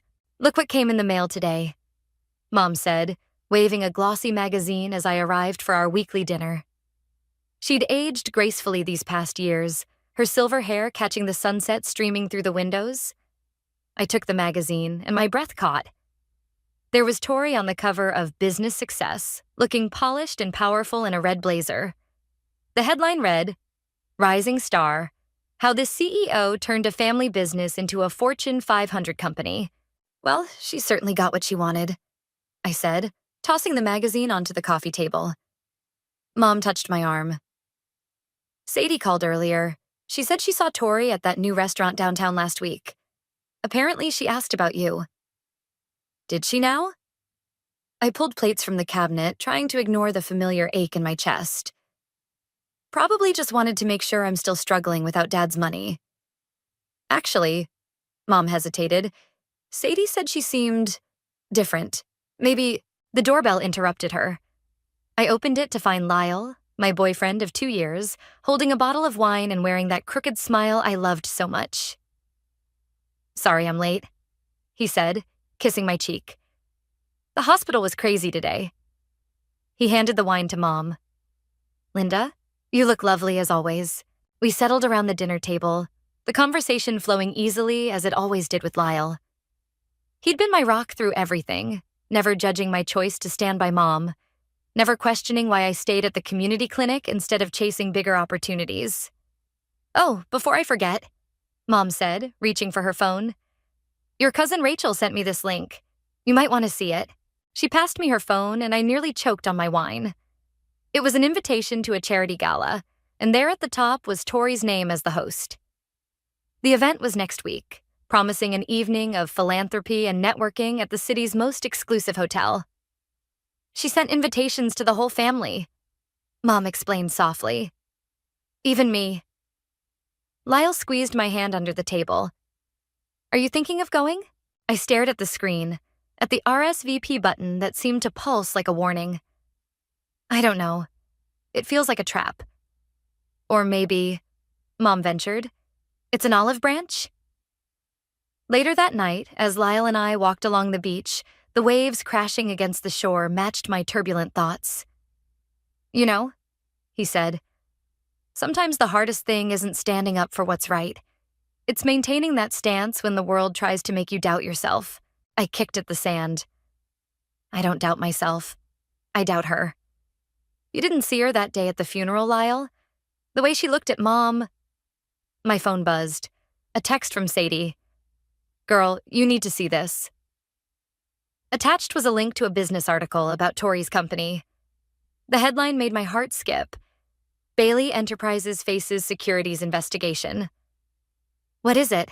Lyle asked, noting my expression. Karma, maybe? I showed him the article. Looks like all that success might not be as solid as it appears. Are you going to the gala? I looked out at the ocean, remembering how Tori and I used to swim here every summer, how we'd promised to always have each other's backs. Yes, I finally said, but not for her. I want to see for myself what she's built with everything she took from us. Back inside, Mom was still up, reading that magazine with Tori's face on it. She looked up as I entered. I got an email from Emma, Tori's business partner. She says things aren't what they seem at the company. Mom, don't get your hopes up. Tori made her choice. She set the magazine down, her eyes tired but determined. People can change, Vada. Even Tori. I picked up my purse, ready to head home. Maybe, but change doesn't erase consequences. As I drove home that night, my phone lit up with another text. This time from an unknown number. Looking forward to seeing you at the gala, sis. Hope you're ready to see what real success looks like. T. I pulled into my driveway, looking at my modest house with its small garden and wind chimes Lyle had hung last spring. Success, I thought, comes in many forms, and some of them can't be measured in dollars or magazine covers. I typed back a simple response. I'll be there. The Grand Plaza Hotel lobby sparkled with wealth and pretense.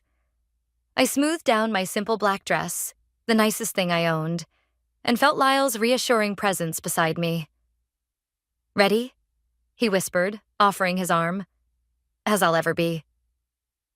The ballroom was a scene from another world.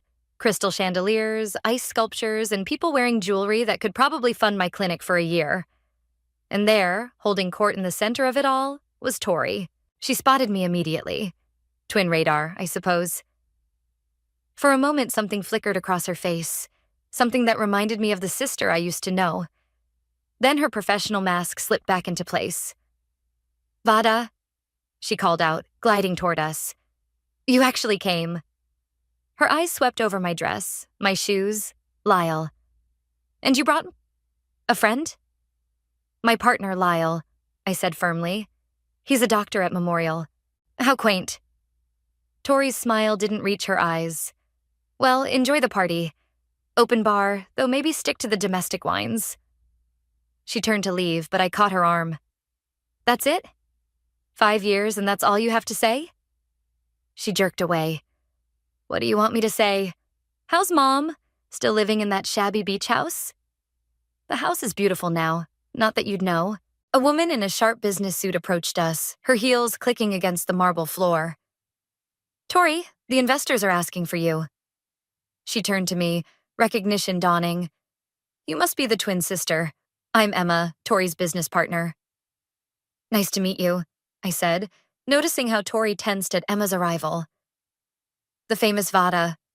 Emma smiled, but something in her expression seemed off. Tori never mentioned you were identical. There's a lot Tori doesn't mention, I replied. Emma's smile tightened. Well, we should... Actually, Tori interrupted. I need a moment with my sister. Emma, handle the investors. Emma's eyes narrowed slightly before she nodded and walked away. Tori grabbed my elbow, steering me toward a quiet corner. Look, she hissed. I invited you here as a courtesy. Don't make this complicated. Complicated? I laughed. Like disowning your family for money? That kind of complicated? You don't understand. I built something here. Something bigger than beach houses and family dinners. And how's that working out? I asked. I saw the article about the securities investigation. Tori's face paled slightly before she caught herself. Tabloid nonsense. We're doing fine. Are you? Because Emma doesn't seem to think so. What did she tell you? Tori's voice sharpened. Nothing, but your reaction just did. Lyle appeared with 2 glasses of champagne, offering me one. Everything okay here? Perfect, Tori said, her fake smile back in place. I was just telling my sister about our latest acquisition. $50 million in revenue last quarter? Impressive, Lyle said coolly. Though I've always found it interesting how people flaunt numbers when they're trying to hide something. Tori's smile froze. Excuse me? Before she could respond, Emma's voice cut through the crowd. Tori, the board members are waiting. Duty calls, Tori said, but I caught the slight tremor in her hand as she smoothed her dress. Enjoy the party. It's probably the only one like it you'll ever attend. As she walked away, I overheard Emma whisper urgently, We need to talk about the audit. Things aren't looking good. Lyle squeezed my hand. You okay? Did you see it? I asked. She's scared. The mighty dewfall, he murmured. Want to stay? I watched Tori work the room, her laughter a pitch too high, her gestures a bit too sharp. Yes, I want to see how this plays out. Throughout the evening, I observed from a distance. Tori kept glancing at her phone, her composure cracking slightly each time. Emma moved through the crowd like a shark, having intense whispered conversations with various business-looking types. Near midnight, I headed to the bathroom and found Emma touching up her makeup. Your sister's quite the piece of work, she said, not looking at me. You don't know the half of it. Emma capped her lipstick. Actually, I do, and soon everyone else will too. She turned to face me. Word of advice? Distance yourself now. What's coming isn't pretty. She left me standing there, her words hanging in the air like smoke. When I returned to the ballroom, Tori was giving a speech about success and family legacy. Our eyes met across the room, and for a second, I saw real fear in them. I took Lyle's arm. Let's go home. You sure? Yeah. I've seen everything I needed to see. As we left, my phone buzzed with a text from Emma. We should talk. There's something you need to know about your sister's company. The coffee shop was quiet when Emma walked in, her designer suit out of place among the morning crowd of college students and remote workers. She slid into the booth across from me, declining my offer of coffee. I'll make this quick, she said, pulling out a tablet. Your sister's been cooking the books for months. The company's bleeding money, but she's been hiding it with creative accounting and fake contracts. I stared at the spreadsheets she showed me, numbers dancing across the screen. Why are you showing me this? Because in 3 days, I'm taking this to the board. Emma's perfectly manicured nails tapped the screen. And then to the SEC. You're betraying her? She betrayed herself, and everyone else. Emma leaned forward. Did you know she used your father's pension fund as collateral for a failed venture? 300 employees could lose everything. My coffee turned bitter in my mouth. That pension fund was supposed to support the longtime employees into retirement. Exactly. Your father built this company on loyalty. Tori's destroying it with greed. My phone buzzed. A text from Mom. Have you seen the news? Tori's on every business channel. Emma smiled grimly. Ah, right on schedule. The first rumors are hitting the press. I pulled up a news site. The headlines screamed about potential fraud at Bailey Enterprises, with Tori's photo prominently displayed. The company's stock was already dropping. Why tell me all this? I asked. Because despite everything, you're still her sister, and she might listen to you. Emma stood up. She has 48 hours to resign voluntarily before I go to the board. After that, it gets ugly. After Emma left, I sat there watching the news unfold on my phone. Sadie called twice, but I let it go to voicemail. Finally, I called Lyle. I saw the news, he said before I could speak. Are you okay? I need to talk to her. Vada. I know, but... No, listen, he interrupted. Your sister's office building is surrounded by reporters. It's all over the local news. I grabbed my keys. Then I know where she'll go. The beach house looked exactly as it had the day before, but it felt different now. Mom opened the door before I could knock. She's here, Mom said softly. In your old room. I found Tori sitting on my childhood bed, staring at her phone. She looked smaller somehow, her power suit wrinkled, her makeup smudged. Come to gloat? She asked without looking up. Emma showed me the books. That got her attention.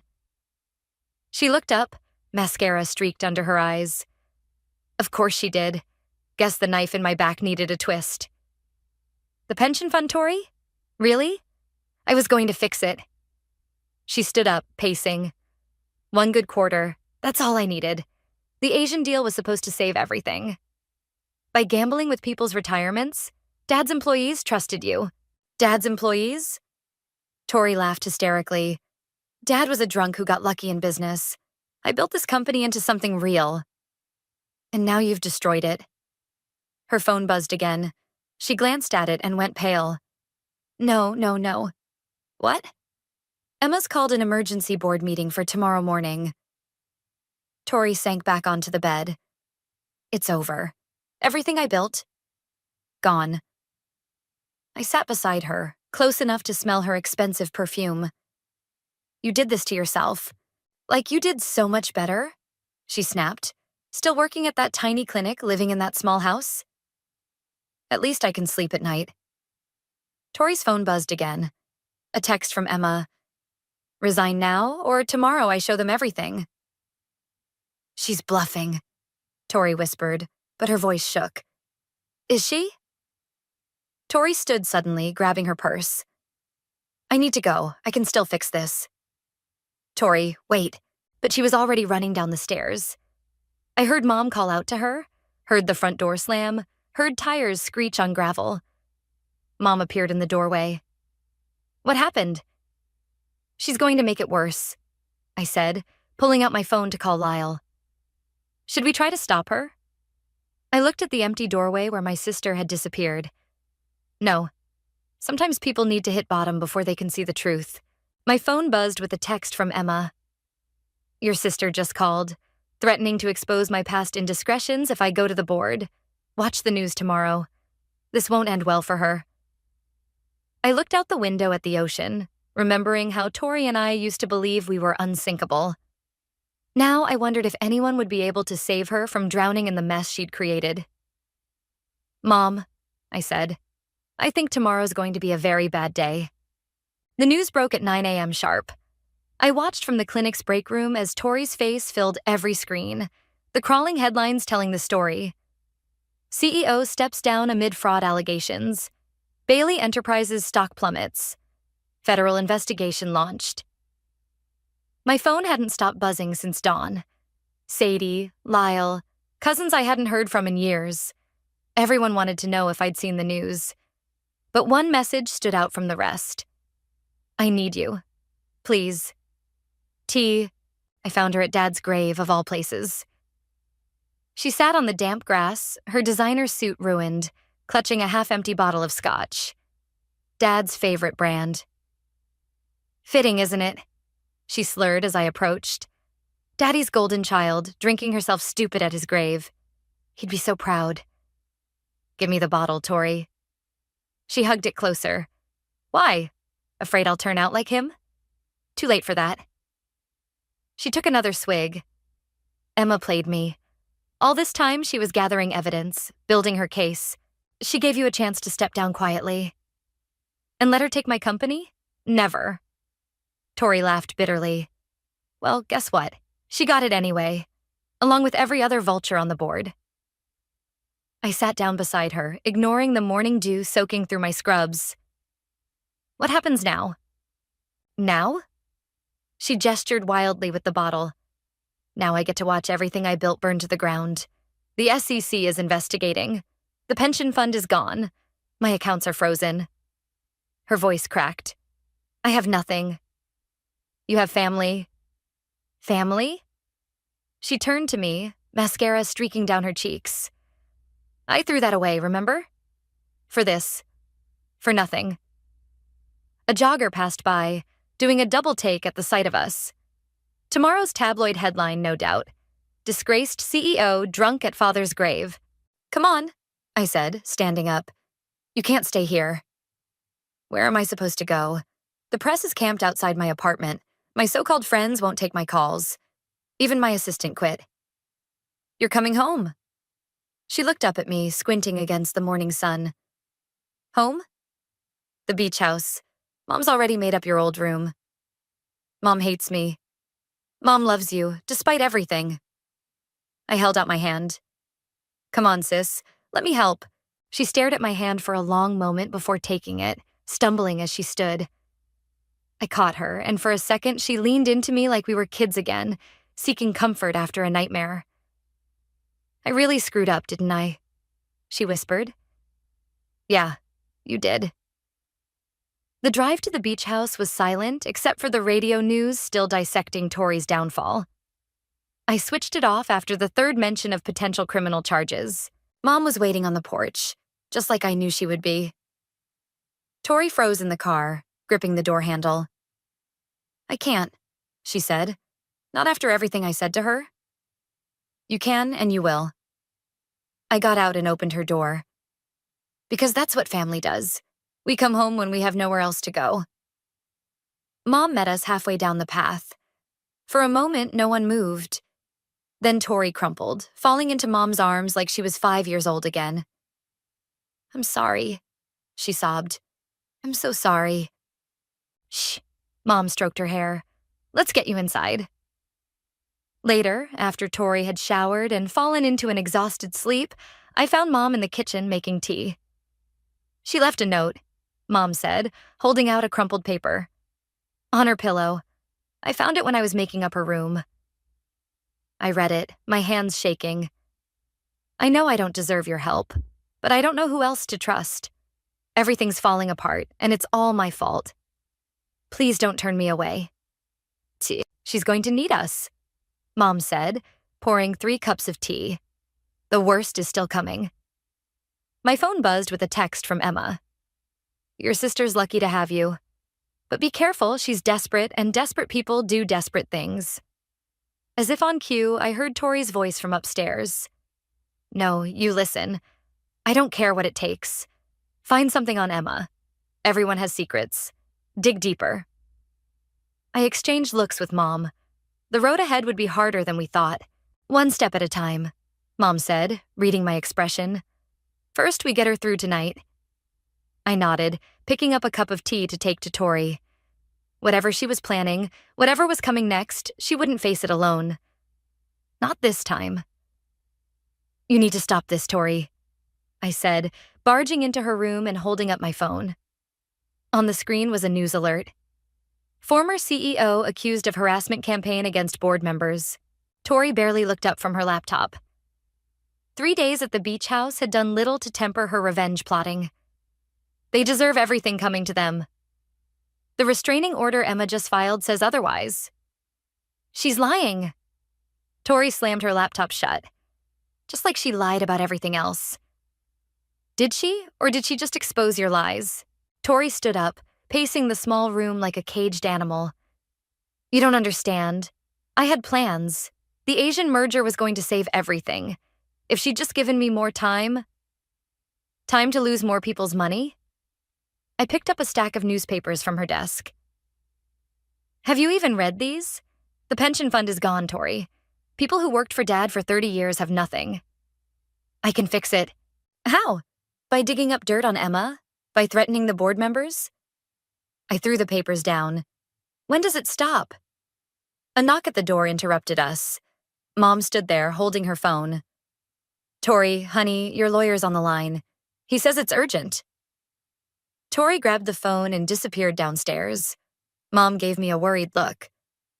She's getting worse, I said. I know, but last night when you were at work, she told me something. Mom lowered her voice. About Dad. About why she really took the company. What do you mean? Before Mom could answer, Tori's voice exploded from downstairs. They can't do this. I built that company. We rushed down to find her pacing the living room, phone pressed to her ear. No, you listen to me. I don't care about the optics. Fight this. She hung up and threw the phone across the room. They're suing me. The board, the shareholders, everyone. They want everything. Tori, Mom started. Don't. Tori whirled on her. Don't try to make this better. You have no idea what I've been through, what Dad put me through. Then tell us, I said quietly. Tori laughed, a harsh, broken sound. Tell you, fine. You want to know why I took the company? why I needed to prove myself. She turned to Mom. Because Dad told me I was just like you. Weak, emotional, unable to make the hard choices. Mom went pale. What?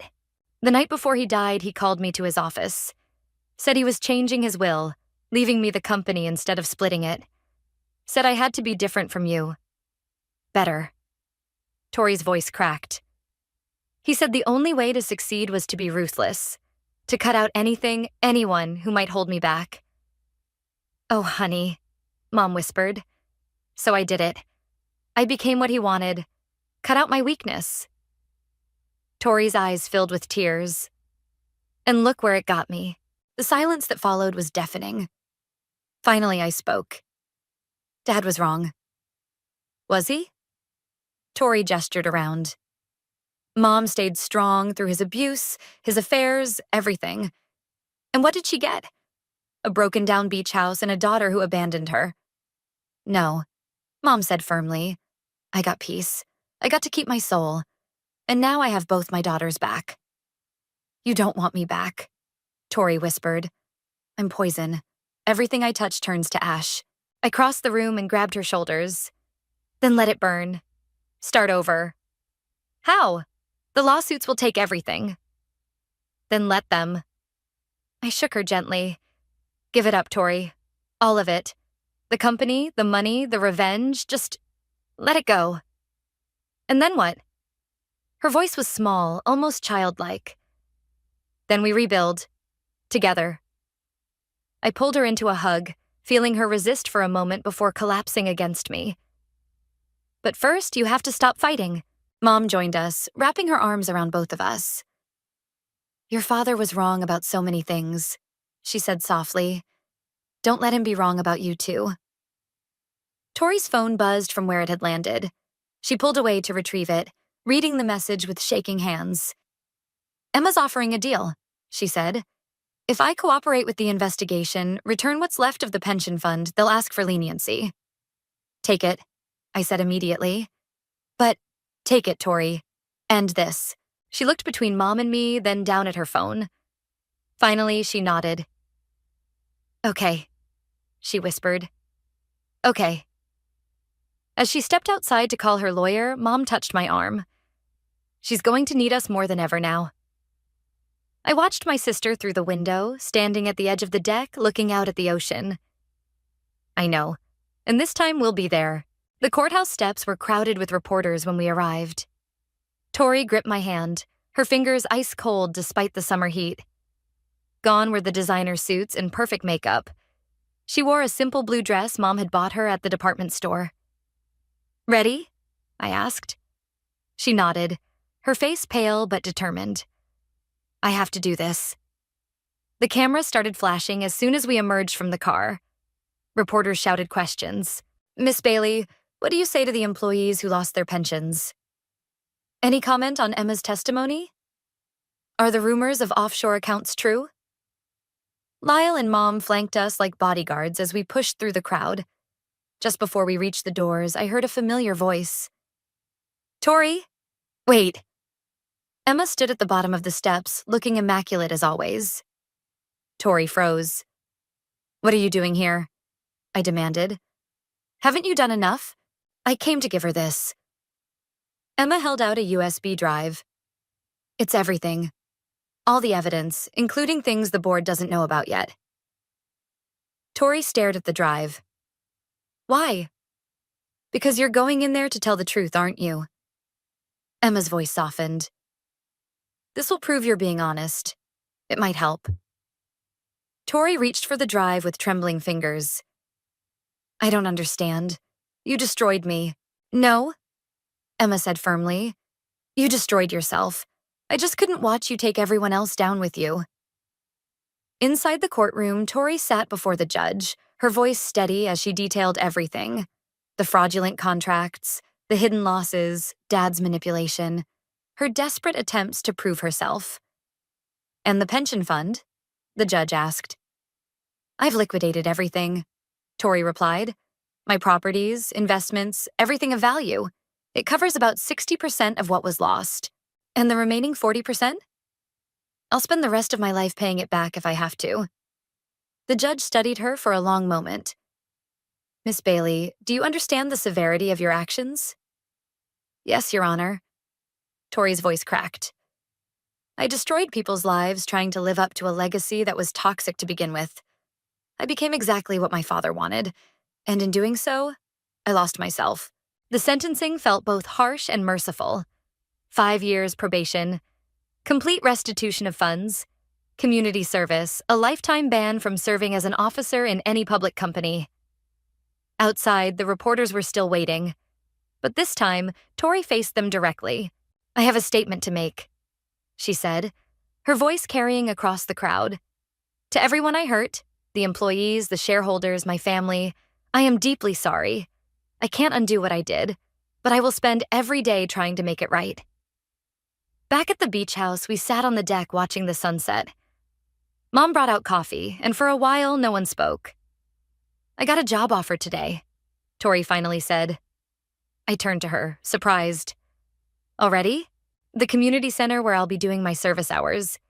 They need someone to teach basic business skills to at-risk youth. She smiled weakly. Ironic, right? Actually, I said, it's perfect. It pays almost nothing. But it's honest work, Mom added.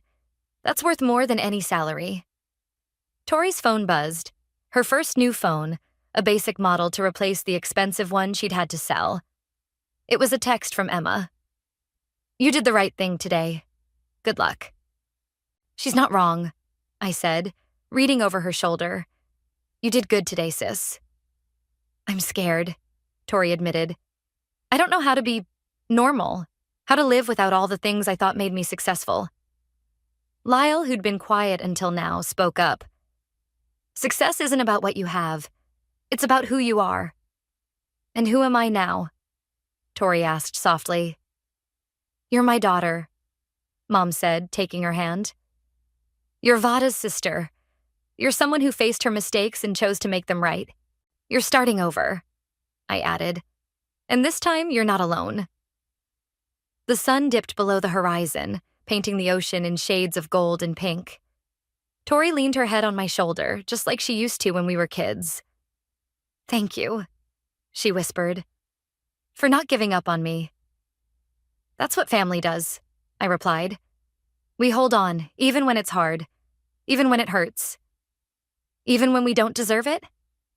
Especially then. As darkness fell, we could hear the waves crashing against the shore. The sound was the same as it had always been, constant and unchanging, like the love that had brought us back together. So, Tori said, managing a small smile, about that community center job. And just like that, we began to rebuild.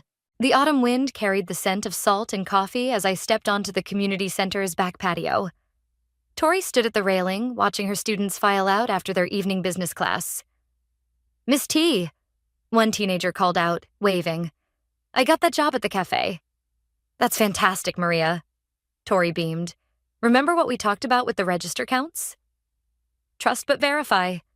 Maria replied with a grin before running off to catch up with her friends. I handed Tori a coffee. Look at you, making a difference. They make the difference, she said, watching the kids leave. I just show them how. The setting sun painted the parking lot gold, reminding me of another sunset not so long ago, when everything had seemed broken beyond repair. Got something to show you, I said, pulling out an envelope. Tori opened it and gasped. Inside was a check, the final restitution payment for the pension fund. How? She whispered. I still had 3 more years of payments. Remember that tech startup Mom invested in? The one you helped her evaluate? The solar panel company? That actually worked? I nodded. Mom sold her shares yesterday. She wants you to have the money to clear the debt. Tori's hands shook. I can't accept this. After everything, she said, and I quote, tell her it's not a gift. It's an investment in who she's becoming. Tears spilled down Tori's cheeks. I don't deserve any of this. Hey! I turned her to face me. Remember what you tell your students about second chances? That they're not given, they're earned. She wiped her eyes. I keep waiting for everyone to remember who I was and turn their backs. Who you were isn't who you are. My phone buzzed. A text from Mom. Don't forget, dinner at 6. Lyle's bringing the ring. Tori read the message over my shoulder and managed a watery smile. So he's finally going to do it? Yeah. He wanted to make sure you'd be there. Me? Why? Because you're my sister, dummy. And he knows how much that means. We gathered our things and headed to the parking lot. As we walked, a familiar figure stepped out from behind a car. Emma? Our former adversary looked different. Softer somehow. In jeans and a sweater instead of her usual power suits. I hope you don't mind, she said. I wanted to see for myself. See what? Tori asked warily. If the rumors were true, about you teaching here making a difference. Emma smiled. The board's been talking about starting a foundation for at-risk youth. We could use someone who understands both business and second chances. Tori stared at her. Are you offering me a job? I'm offering you a chance to expand what you're already doing. These kids trust you, Tori. You could help more of them. I'll think about it.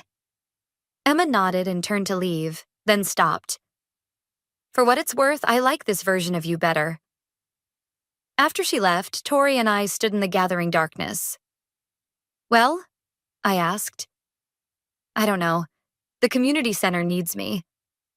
They'll always need you, but maybe you can help them and do more.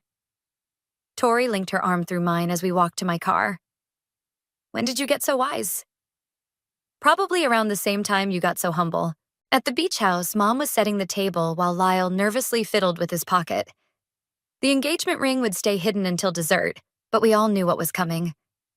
Before we start, Tori said, standing, I have something to say. She pulled out the restitution check.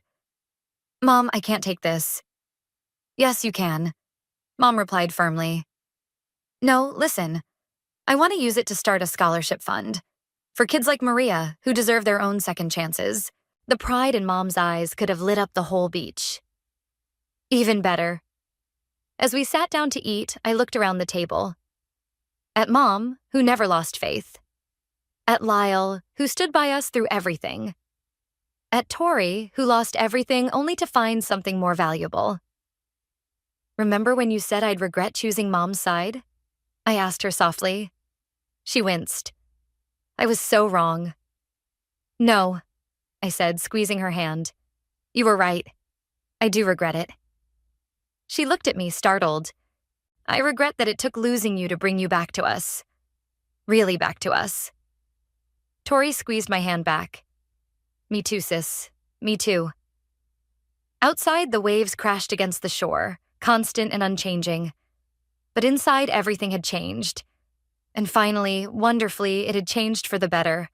I always knew my sister's engagement party would be the death of me, but I never expected it to end with me being accused of sleeping with her fiancé in front of 200 guests. My name is Sawyer, and I've spent 28 years being Caroline's little sister. You know the type. The golden child who excels at everything while you're just there.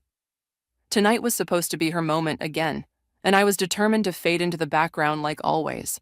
The Grand Plaza Hotel's ballrooms sparkled with champagne flutes and fake smiles. I adjusted my emerald dress, the one Caroline picked out because it wouldn't overshadow her white designer gown, and tried to blend in with the potted plants. There's my favorite wallflower. Blaze appeared beside me, his familiar grin offering temporary relief. You look like you're having about as much fun as a root canal. That obvious? I sipped my champagne. I'm trying to perfect my invisibility act. Good luck with that. Your mother's been telling everyone how her baby is still single while Caroline landed the perfect man. He rolled his eyes. Speaking of Prince Charming, Dylan was working the room like a politician, his perfectly styled hair and $1,000 suit screaming old money. He caught my eye and winked. I quickly looked away, my stomach churning. God, I need air, I muttered, heading for the terrace. Blaze followed, concern etched on his face. So what's wrong? You've been off all night. Before I could answer, my phone buzzed. Another message from Dylan. I'd been getting them for weeks, each one more inappropriate than the last. I deleted it without reading, just like all the others. Nothing's wrong. I lied. Just family stuff. Ladies, my mother's voice cut through the night air. Caroline's about to give her speech. Get inside now. We shuffled back in as Caroline took center stage, radiant in white. I want to thank everyone for coming tonight, she began, her voice carrying across the room, especially my beautiful sister Sawyer. My chest tightened. This wasn't in the script. My sister, who's always been there for me. Caroline's voice cracked. Who I trusted completely. She turned to face me, tears streaming down her face. How could you sleep with him? The room went silent. 200 pairs of eyes locked onto me. What? I stammered. Caroline, I saw the messages, she screamed. On his phone. All those late-night texts, the pictures. Caroline, please. Dylan stepped forward, playing the concerned fiancé perfectly. Let's discuss this privately. No, she pulled away from him. I want everyone to know what kind of sister she is. Rosalie, Caroline's best friend, rushed to her side. Care, honey, let's go somewhere quiet. I stood frozen as whispers erupted around me. My mother's face had turned to stone. Blaze gripped my arm, keeping me upright as my world imploded. I never slept with him, I said, my voice stronger than I felt. Caroline, you have to believe me.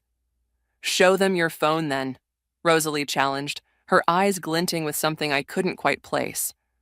Show everyone the messages. Yes, show us, Caroline demanded. My hands shook as I pulled out my phone. I deleted them all. He wouldn't stop sending them, but I never responded. Not once. How convenient, someone muttered in the crowd. Caroline, I stepped toward my sister, but she backed away. You know me. I would never. I thought I knew you, she spat. I guess I was wrong.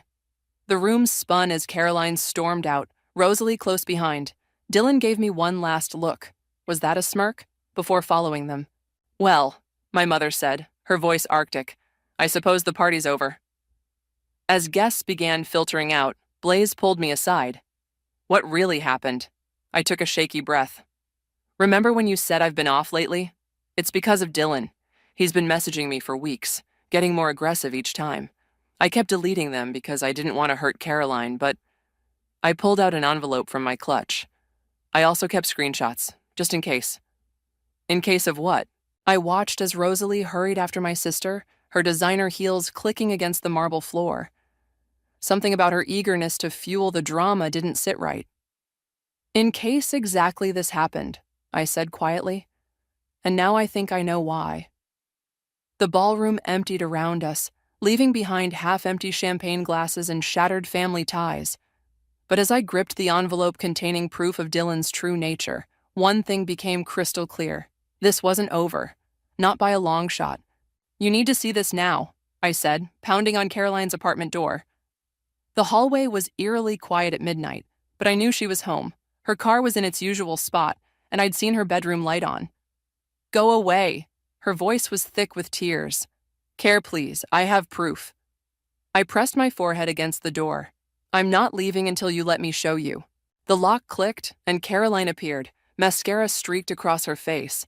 She'd changed into sweatpants, but still wore her engagement party jewelry, a painful reminder of the evening's disaster. 5 minutes, she said coldly. Then you leave. I followed her inside, clutching the envelope like a lifeline. The apartment was a mess. Flowers torn apart, photos face down, an empty wine bottle on the coffee table. Where's Rosalie? I asked, noticing her best friend's absence. She went to get more wine. Caroline collapsed onto the couch. Someone should be enjoying my engagement party. I sat beside her, keeping distance between us. Remember when we were kids and I broke Mom's favorite vase? You took the blame because you knew she'd go easier on you. What's your point? My point is, I've never forgotten that, or any other time you've had my back. I pulled out my phone, which is why I would never betray you like this. I opened my screenshots folder and handed her the phone. These started 3 months ago. At first they were casual, asking about your favorite things, claiming he wanted to surprise you. Then they got different. Caroline's hands trembled as she scrolled. Her face paled with each message. I can't stop thinking about you. She read aloud. Caroline doesn't understand me like you do. We should meet somewhere private. She looked up, eyes wide. You never responded. Not once, I confirmed. I blocked him twice, but he kept using new numbers. I saved everything because something felt wrong, like he was setting me up. But why would he? The door opened, and Rosalie bustled in with 2 bottles of wine. She froze when she saw me. What is she doing here? Rosalie's voice was sharp. Showing me some interesting messages, Caroline said quietly. You wouldn't know anything about those, would you, Rose? Rosalie's perfectly manicured hand tightened around the wine bottle. Care, honey, you're upset. Don't let her manipulate you. Funny choice of words, I said, pulling more papers from my envelope, especially considering these. I spread out printed screenshots of conversations between Dylan and Rosalie. Weeks of planning, coordinating when to send messages, discussing how to make Caroline doubt me. Where did you get those? Rosalie whispered. Blaze works in cybersecurity, I said. Amazing what you can recover from a cloud backup, even after deletion. Want to explain why you're helping Dylan set me up? Caroline stood, wine forgotten. Rose, tell me this isn't real. Rosalie's facade cracked. He promised it wasn't supposed to. She took a shaky breath. You don't understand. Dylan and I... How long? Caroline's voice was deadly quiet. 6 months, Rosalie whispered. He said he'd leave you for me, but he needed a reason that wouldn't hurt his reputation. When he noticed how jealous you get about Sawyer, I caught Caroline as her knees buckled. Together, we sank onto the couch while Rosalie stood awkwardly, still clutching her wine bottles like shields. Get out, Caroline said. Care, please. Get out! Caroline hurled a throw pillow at her former best friend. Rosalie fled, leaving the apartment door wide open behind her. For a long moment, we sat in silence. Then Caroline turned to me, fresh tears falling. I'm so sorry, she whispered. I should have known you'd never... Hey! I pulled her into a hug. You're not the one who needs to apologize. I humiliated you in front of everyone. She pulled back, wiping her eyes. God, Mom probably thinks... Mom always thinks the worst of me anyway. I shrugged. But that's not important right now. What matters is what we're going to do about this. Caroline's eyes narrowed. What do you mean? I picked up one of the screenshots. Well, we have proof that your fiancé and best friend conspired to humiliate both of us. They tried to destroy our relationship to cover up their affair. A small smile played at my lips. Question is, how do we want to return the favor? For the first time that night, Caroline smiled back, a dangerous glint in her eye that I recognized from our childhood pranking days. Tell me more, she said. As I began outlining my thoughts, I realized something had shifted. For the first time in our lives, Caroline wasn't the star and I wasn't the shadow. We were equals, united against a common enemy. And heaven help anyone who tried to come between sisters out for revenge. Check your deleted messages folder, I said, watching Caroline scroll through her phone.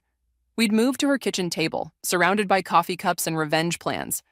Dylan might have gotten sloppy. I never even knew there was a deleted folder. Caroline's fingers trembled as she navigated through her settings. Oh my God. What? There are dozens of messages, from both of them. She looked up, face pale. They were deleting them from my phone remotely using some app. I pulled my chair closer. Show me. The messages painted a sickening picture. While Dylan was sending me inappropriate texts, he'd been carrying on a full-blown affair with Rosalie. They'd even used Caroline's own apartment when she was at work. That's why she always offered to water my plants, Caroline whispered. I gave her a key because I trusted her. Keep reading. Caroline's gasp echoed through the kitchen. They were planning to announce their engagement next month, at my parents' anniversary party. She slammed the phone down. He was going to dump me in front of our entire family. And blame it all on me, I added. The jealous little sister who ruined everything. No one would question it. Mom would have disowned you. Pretty sure she already has. I took a sip of coffee. But that's not important right now. What matters is that we have everything we need. Caroline's phone buzzed. Dylan's name flashed on the screen. Perfect timing, I said. Answer it, on speaker. Caroline's hand shook as she hit the button. Hello? Baby, please. Dylan's voice oozed concern. Let me explain. Your sister's been throwing herself at me for months. I didn't want to hurt you by telling you. Save it, Caroline snapped. I've seen the messages, the real ones. A pause. What messages? The ones between you and Rosalie, the ones you deleted from my phone. Caroline's voice grew stronger. The ones about your little plan. Caroline, you're upset. You're not thinking clearly. Actually, I'm thinking very clearly. She met my eyes across the table. Clear enough to know that if you don't meet me at Cafe Luna tomorrow at noon, every single screenshot goes to your father. I wonder how the board of directors would feel about their CEO's son planning to humiliate his fiancée. Another pause, longer this time. You're bluffing. I leaned toward the phone. Hi, Dylan. Remember all those messages you sent me? The ones I never responded to? Turns out they're pretty damning when paired with your conversations with Rosalie, especially the parts about using me as your scapegoat. Sawyer. Noon tomorrow. Caroline interrupted. Bring Rosalie. Don't be late. She hung up before he could respond. For a moment, we sat in silence. That felt good, she finally said. Just wait until tomorrow. I pulled out my laptop. Now, about those security cameras in Cafe Luna. What about them? Let's just say Blaze owes me a favor, and he's very good at his job. Caroline's eyes lit up with understanding. You want to record the confrontation? Better. I typed rapidly, pulling up blueprints of the cafe. I want to broadcast it, live. To who? Remember that group chat Mom has with all her society friends? The one she added us to, but we never use? I grinned. Turns out Dylan's mom is in it, along with half the country club. Caroline matched my grin. And the board members' wives. Exactly. I closed the laptop. But first we need to make a few calls, starting with that wedding planner who's been blowing up your phone. Amanda, why? Because she's also the event coordinator for your parents' anniversary party. The one where Dylan planned to humiliate you? I raised an eyebrow. I think she deserves a heads up about the change in entertainment. Caroline pulled out her phone again, determination replacing grief in her eyes. What else? We need to call the jewelry store first thing tomorrow. That engagement ring needs to be returned before Dylan can get his hands on it. Already done. Caroline twisted the ring off her finger. I'm meeting them at 10 a.m. Perfect. I stood stretching. Get some sleep. Tomorrow's going to be interesting. Caroline caught my arm as I headed for the door. Sawyer, thank you for not giving up on me even when I didn't believe you. That's what sisters are for. I hugged her tight. Besides, no one messes with the Townsend girls. No one, she agreed. As I drove home, my phone lit up with a message from Blaze. Cameras are set, audio too. Whatever you're planning, it better be good. I smiled in the darkness. Good didn't begin to cover what we had in store for tomorrow. Dylan and Rosalie thought they could play us against each other. They were about to learn exactly how wrong they were. Cafe Luna buzzed with its usual lunch crowd, but the tension at our corner table could have cut glass. Caroline sat beside me, elegant in a black dress that screamed, "Funeral for my relationship." Blaze lounged at the counter, pretending to work on his laptop while actually managing our live feed. They're late, Caroline muttered, checking her phone. They'll come. I adjusted my water glass, making sure it wouldn't block the hidden camera. Too much at stake not to. Right on cue, Dylan strode in, Rosalie trailing behind him. He'd worn his power suit, the one he used for board meetings. Rosalie looked like she hadn't slept, her designer outfit wrinkled and her makeup slightly smudged. Caroline, darling, Dylan started, pulling out a chair. Sit down and shut up, Caroline said pleasantly. Several nearby diners glanced over. Perfect. There's no need for drama. Dylan lowered his voice. We can discuss this privately. Like you discussed things privately in my apartment? Caroline's voice carried just enough to draw more attention. While I was at work? Rosalie sank into her chair, face burning. Care, please. Don't call me that. Caroline pulled out her phone. Only my friends call me that. You know, friends who don't sleep with my fiancé. This is ridiculous. Dylan straightened his tie. Whatever you think you have. I slid my tablet across the table. We have everything. Every message, every plan, every detail about how you were going to blame me for your affair and humiliate Caroline at her parents' anniversary party. Those messages could be faked, Dylan scoffed, but his face had paled. True, I nodded. But the security footage from Caroline's building isn't faked. Neither are the hotel receipts or the messages you sent me. I leaned forward. Want to see them all? The board members' wives are watching right now. Live. Dylan's head snapped up, finally noticing Blaze in his laptop. His composure cracked. You wouldn't dare. Already did. Caroline smiled sweetly. Wave to your mother, Dylan. She just joined the stream. Rosalie burst into tears. I'm so sorry. He said he loved me. He promised we'd be together. Save it, I cut in. We saw your messages too. This was your idea, wasn't it? The plan to blame me? Rosalie glanced at Dylan, who was frantically checking his phone. Yes, I knew Caroline was always sensitive about you getting attention. It seemed perfect. Perfect? Caroline's voice shook. I've known you since college. You were my maid of honor. And you had everything, Rosalie snapped.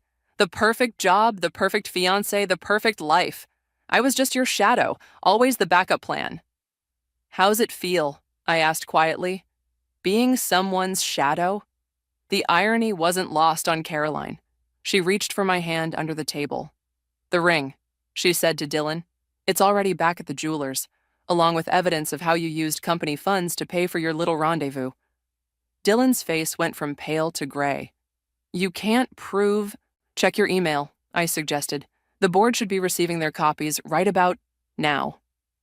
His phone buzzed, then buzzed again, and again. You've ruined me, he whispered. No, Caroline stood, her voice clear and strong. You ruined yourself, and you tried to ruin my relationship with my sister in the process. I never meant, Rosalie started. To get caught, I finished. Funny how that works. Dylan grabbed Rosalie's arm. We're leaving. This isn't over. Actually, it is, Blaze called from the counter. The stream just hit 10,000 viewers, including, according to these comments, your father and the entire board. Oh, and Rosalie, Caroline added, your resignation letter from the firm has already been accepted. Amazing how quickly they act when they discover you've been sharing confidential client information with your lover. Rosalie crumpled, mascara streaming down her face. Dylan practically dragged her toward the door, leaving behind his untouched water and what remained of his dignity. The cafe erupted in applause. Someone shouted, "Girl power," from the back. Well, Blaze joined us, closing his laptop. That was better than Netflix. Caroline laughed, a real laugh, maybe her first in days. I can't believe we actually did it. Believe it, I grinned. Though Mom's probably having a stroke right now. Let her, Caroline said firmly. For once, I don't care what anyone thinks. You were right all along, and I should have trusted you. Water under the bridge, I waved down a waiter. Now I think this calls for champagne. To Karma, Caroline raised her water glass. To sisters, I corrected. Blaze's phone chimed. Guys, the video's going viral. You might want to prepare for some interesting family dinners. Caroline and I looked at each other and burst out laughing. Let them talk. We'd shown them all exactly what happens when you try to come between sisters. And something told me no one would dare try again. The aftermath hit like a tidal wave. By evening, our phones wouldn't stop buzzing with notifications, calls, and messages. Caroline and I retreated to my apartment where we sat cross-legged on my living room floor, sharing takeout and reading reactions.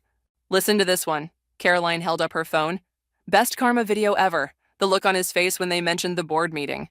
She scrolled further. It's got 2 million views already. Great. I mumbled around a mouthful of pad thai. Mom's gonna love that. Right on cue, my doorbell rang. We froze, chopsticks midair. Speaking of... Caroline grimaced.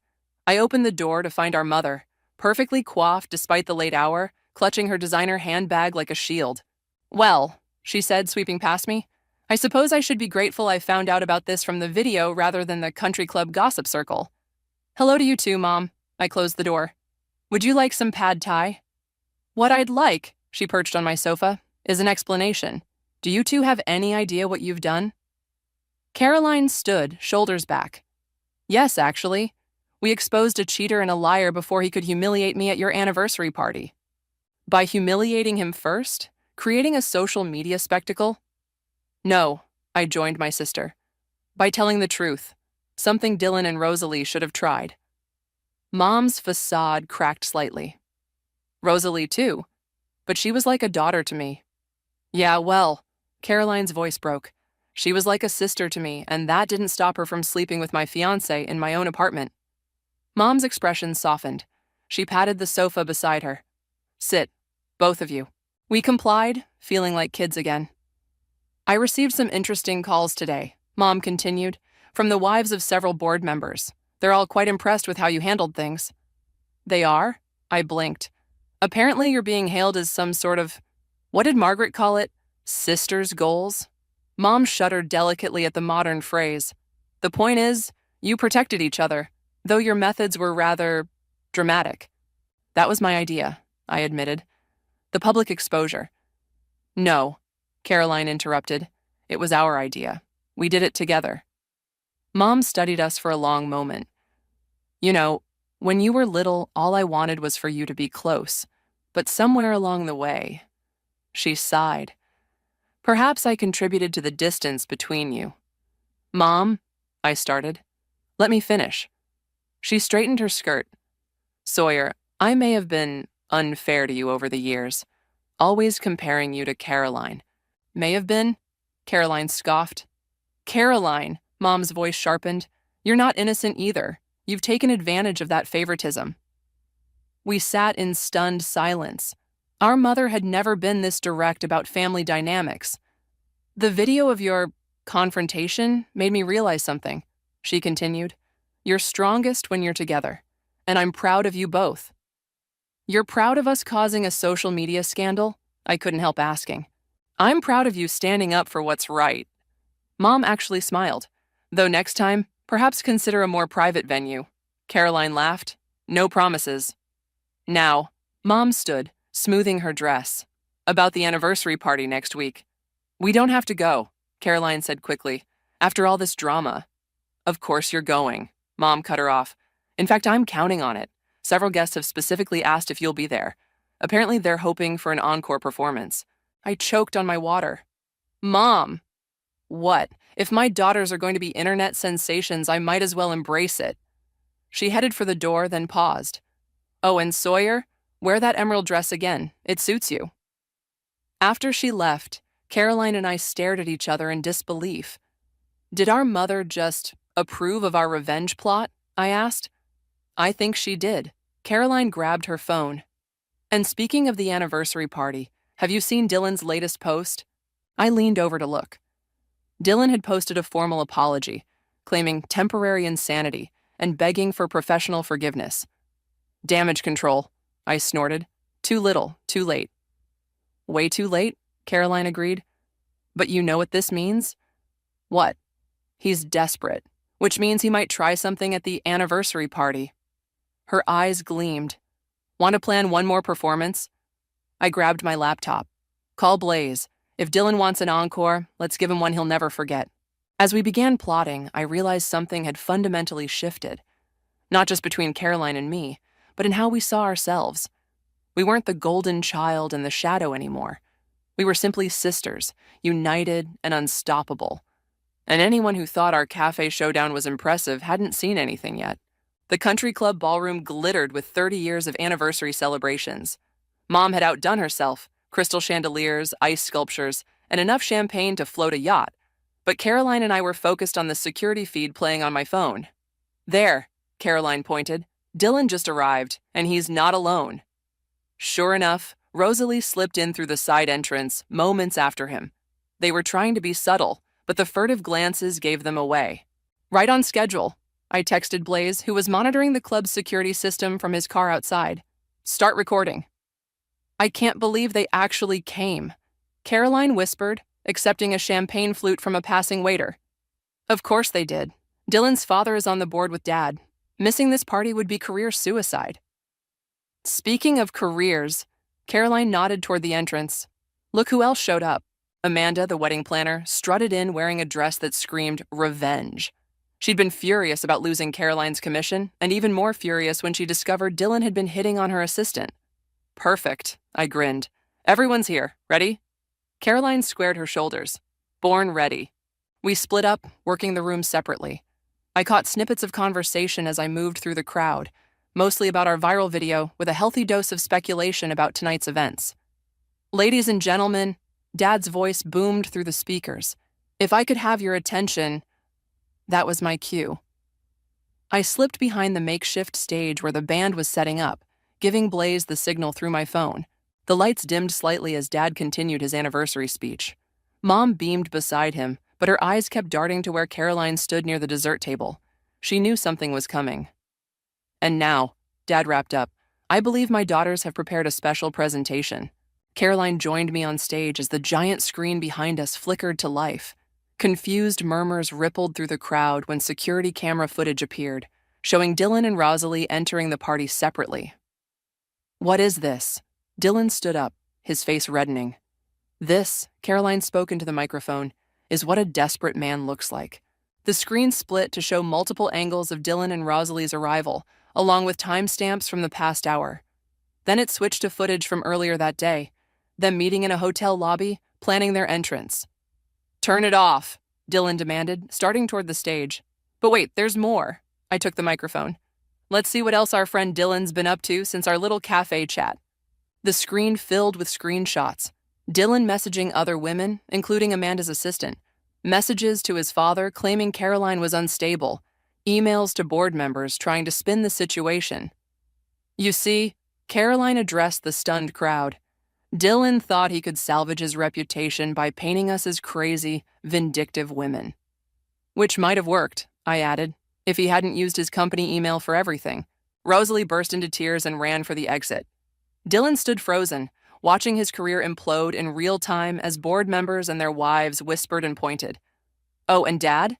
Caroline smiled sweetly at Dylan's father. "You might want to audit those expense reports more carefully. We found some interesting charges from hotels, jewelry stores, all billed to the company account." Dylan's father rose slowly, his face thunderous. "My office first thing Monday," he growled at his son. "This is harassment," Dylan shouted, but his voice cracked. "I'll sue..." "Go ahead," I challenged. "Discovery would be fascinating." The room erupted in chaos as Dylan stormed out, his father close behind. Several board members followed, phones already out. "Well," Mom appeared beside us as we left the stage. "That was certainly more dramatic than the string quartet I suggested." "Sorry, Mom," Caroline started. "Don't be." Mom sipped her champagne. "Margaret just told me it was the most entertaining anniversary party she's ever attended." She paused. "Though perhaps we should skip the video presentation at Christmas." The party shifted into celebration mode, with several guests stopping to congratulate us on our performance. Amanda caught my eye from across the room and raised her glass in approval. "Think we went too far?" Caroline asked quietly as we watched Dylan's mother make a hasty exit. "He was going to destroy your reputation and my relationship with our family," I reminded her. "He got what he deserved." "True." She linked her arm through mine. "Know what else is true?" "What?" "We make a pretty good team." Blaze joined us, laptop under his arm. "Hate to interrupt the sister moment, but you might want to see this. The security footage just leaked online." "What?" Caroline grabbed his computer. "How?" "Apparently someone in IT has a grudge against Dylan. Something about him getting his sister fired last year?" I couldn't help laughing. Karma really is a full circle thing, isn't it? As the party swirled around us, I realized we'd done more than expose Dylan and Rosalie. We'd exposed our own strength, not as rivals, not as golden child and shadow, but as sisters who had each other's backs. And that was worth all the viral videos in the world. Monday morning brought the fallout we've been waiting for. Caroline and I met for coffee at our usual spot, phones buzzing with updates. "Dylan's been suspended pending investigation." Caroline read from her screen. "The board is launching a full audit." "That's not all." I showed her my phone. "Rosalie's been blacklisted from every major PR firm in the city. Apparently, sleeping with clients' fiancés is bad for business." The bell above the cafe door chimed. We looked up to see Amanda rushing in, her face flushed with excitement. "You're not going to believe this." She slid into our booth without invitation. "Dylan just tried to book my services again." "What?" Caroline nearly spilled her latte. "For what?" "His wedding to Rosalie." Amanda's grin was wicked. "Apparently they're trying to save face by claiming it was true love all along." "You said no, right?" I asked. "Better." Amanda pulled out her tablet. "I recorded the whole consultation. Wait till you hear his sob story." The video showed Dylan, looking considerably less polished than usual, sitting in Amanda's office. It's all been a terrible misunderstanding, Video Dylan pleaded. If we could just show everyone it was real love, not some tawdry affair. By booking the same venues I reserved for Caroline? Amanda's voice was acid sweet. Using the same company credit card you're being investigated for misusing? I can explain. Save it for the board meeting. Amanda's hand appeared, showing him the door. I hear they're very interested in your explanations lately. Caroline slow clapped as the video ended. Amanda, you're officially my hero. Please, Amanda waved her hand. After what he did to my assistant, this is just the beginning. My phone buzzed again, a message from Blaze. Speaking of beginnings, guess who just got promoted to head of cybersecurity? No way. Caroline peered at my screen. All because he helped expose the company's security vulnerabilities? Apparently, Dylan's father was impressed by his initiative in identifying potential threats. I laughed, though I doubt this was what he had in mind. The cafe door chimed again. This time, Rosalie walked in. She froze when she saw us, her designer outfit replaced by yoga pants and a messy bun. I'll handle this. Caroline stood before I could stop her. We watched as she approached Rosalie, who looked ready to bolt. But instead of the confrontation we expected, Caroline simply handed her a card. What was that about? I asked when she returned. Just giving her the number of my therapist. Caroline shrugged. Someone that desperate for attention clearly needs help. That's surprisingly mature of you. Well, she stirred her coffee. Holding on to anger only hurts me. Besides, Karma's doing a pretty good job on its own. Amanda's phone pinged. Speaking of Karma, Dylan's father just called. Wants to know if I've heard from his son. Apparently he missed the board meeting this morning. Missed it? I frowned. That's not like him. Caroline's phone lit up with a news alert. She read it and burst out laughing. What? Amanda and I asked simultaneously. Dylan was caught trying to leave the country last night, with company funds. Caroline could barely get the words out. Airport security stopped him because someone reported his credit cards as stolen. Someone?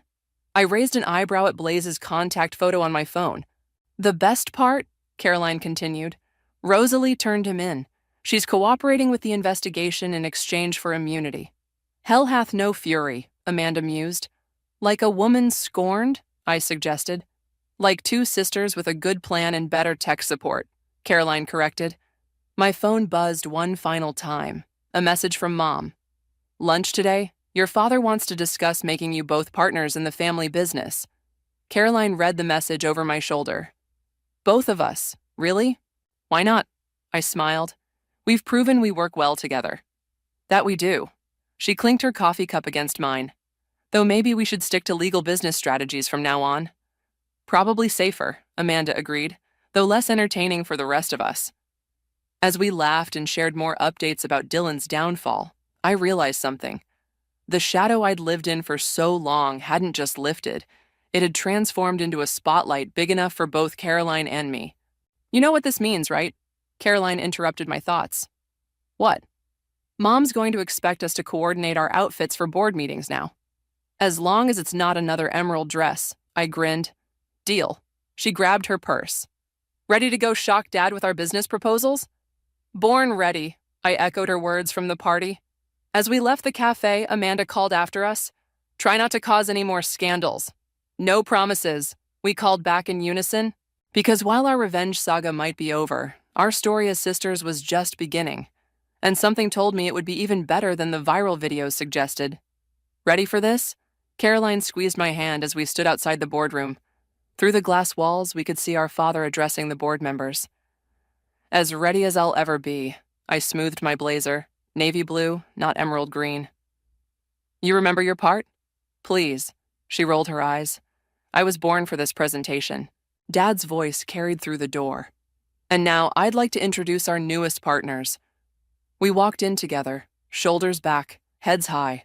The same board members who'd witnessed Dylan's downfall now sat watching us with keen interest. His empty chair stood as a reminder of how quickly fortunes could change. Good morning, Caroline began, her voice steady. Today we're presenting our vision for the company's future. I clicked to the first slide, starting with a complete digital transformation of our client services. The presentation flowed smoothly between us, each picking up where the other left off. When we finished, the room stayed silent for a long moment. Impressive, Dylan's father spoke first, surprising everyone. particularly the cybersecurity initiatives, though I suppose recent events have shown how necessary those are. Speaking of recent events, another board member leaned forward. How do we know you two won't bring more drama to the company? Fair question. I met his gaze. What happened with Dylan was about protecting our family, both personal and professional. Every action we took was to expose genuine threats to this company. And it worked, Caroline added. The audit revealed he'd embezzled over $2 million. Our actions saved this company from a much bigger scandal. By creating a smaller one? Someone muttered. No, Dad stood. By showing initiative, resourcefulness, and an unwavering commitment to truth. Exactly the qualities we need in leadership. Mom chose that moment to enter, carrying a stack of folders. The final audit reports, she announced, distributing them, including the recovery plan my daughters developed. The board members flipped through the documents, eyebrows raising at the detailed analysis. This is thorough, Dylan's father admitted. We protect what's ours, I said simply. And we're very good at it, Caroline finished. The vote was unanimous. Later, celebrating in Dad's office, Mom pulled out a familiar envelope. Remember this? She handed it to me. I recognized it immediately. The envelope that had started everything, containing those first screenshots of Dylan's messages. Keep it, Mom said, as a reminder that sometimes the worst moments lead to the best outcomes. Like finding out your sister is actually your best ally? Caroline bumped my shoulder. Or discovering your daughters are smarter than you gave them credit for, Dad added, pouring champagne. Or learning that karma works better with a good strategy and better timing, I grinned. A knock interrupted us. Amanda poked her head in. Sorry to interrupt, but you might want to see this. She held up her phone. Rosalie just posted her tell-all interview. We crowded around the screen, watching Rosalie detail every aspect of Dylan's schemes. The comment section was exploding. Well, Mom sighed, at least we're not the ones creating drama this time. No, Caroline smiled. We're just the ones who started it. And finished it, I added. To new beginnings, Dad raised his glass. And Sister Axe. Caroline clinked her glass against mine. Speaking of Axe, Amanda scrolled through her phone. That video of your anniversary party revenge just hit 10 million views. You're officially viral sensations. Great, I groaned. Just what every corporate executive wants on their resume. Actually, Mom's eyes twinkled. The marketing department wants to discuss your social media presence.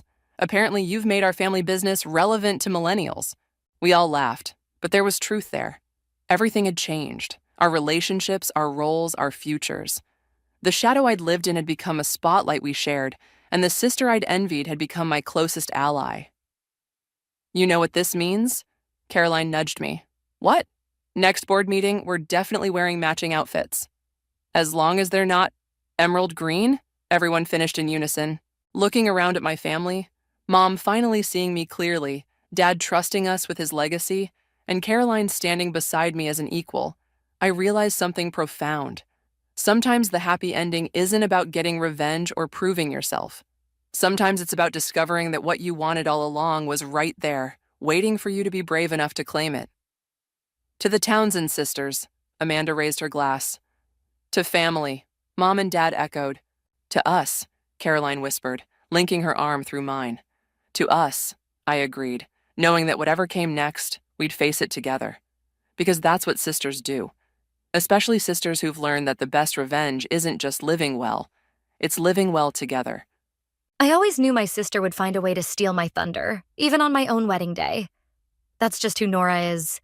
The center of the universe, at least in our family's eyes. But I never thought she'd go as far as taking my actual wedding dress. I'm Alice, and I've spent 28 years being the other daughter. The one who's practical instead of vivacious, who's reliable instead of exceptional. Tonight, at Nora's engagement party, I'm watching it all play out again like a movie I've seen 1,000 times. Oh, darling, you look absolutely radiant. Mom gushes, adjusting Nora's perfectly styled hair. Ashton is such a catch. I knew the moment I met him that he was the one for you. I take another sip of champagne, trying not to remember how she barely acknowledged my engagement to Nicholas 6 months ago. He seems nice enough, was all she'd managed then. Alice, honey, could you grab more appetizers from the kitchen? Dad calls out, not even looking in my direction. Of course. Even at Nora's engagement party, I'm relegated to catering duty. I'll help, Nicholas whispers, squeezing my hand. God, I love him for that. In the kitchen, I start arranging crackers and cheese on a platter, while Nicholas opens another bottle of wine. You okay? He asks, his voice soft with concern. I'm fine, it's just… I pause, searching for words that won't make me sound like a jealous teenager. Sometimes I wonder if they even see me at all. Hey! He pulls me close, his chest warm against my cheek. I see you. You're the most amazing person I know. A burst of laughter from the living room interrupts our moment. I peek around the corner to see Nora holding court, champagne glass in hand, telling some story about her perfect proposal. And then, she's saying, Ashton got down on one knee right there in Central Park with the string quartet playing our song. It's like a fairy tale. Mom sighs, wiping away a tear. I remember Nicholas's proposal. Simple, sincere, and perfect in its own way.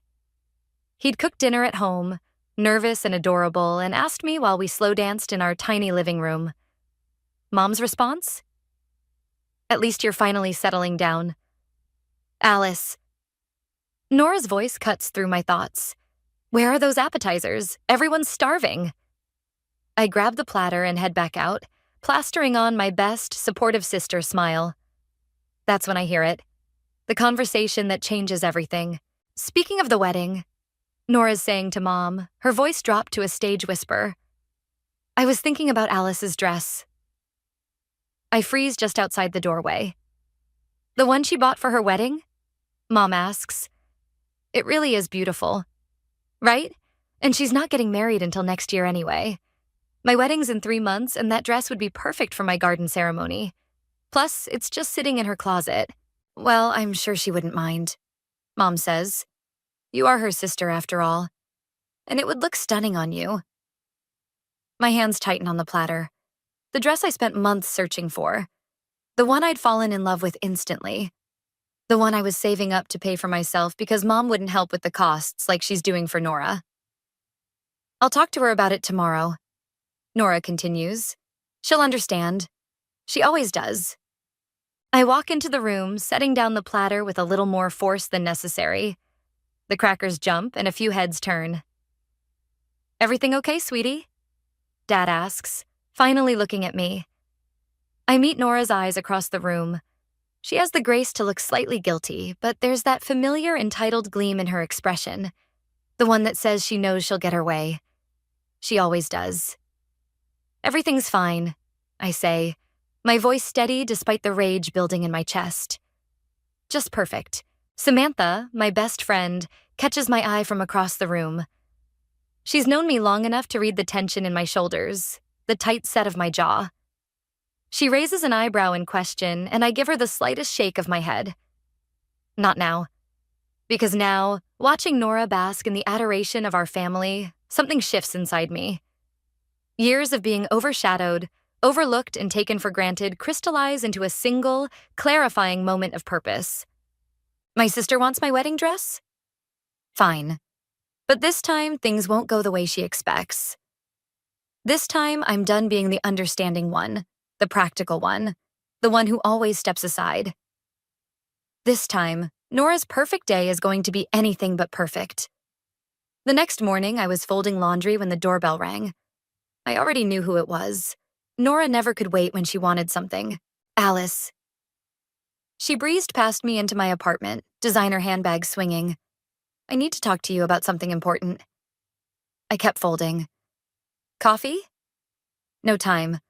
Listen, I've been thinking about your wedding dress. She perched on my couch, all perfect posture and practiced smile. You know how my wedding's coming up first, right? And that dress would be absolutely perfect for my garden theme. You want my wedding dress? I set down the towel I was folding, turning to face her fully. Just to borrow. You're not using it for months anyway. She leaned forward, eyes wide with practiced innocence. Come on, Allie, you know how much this means to me. Before I could respond, another knock at the door. Mom, of course. Nora had brought back up. Girls, I thought I'd find you both here. Mom swept in, carrying a garment bag. Alice, honey, I picked up your dress from the closet at home. I figured we could do a quick fitting with Nora right now. My throat tightened. They'd already taken it from my childhood home without asking.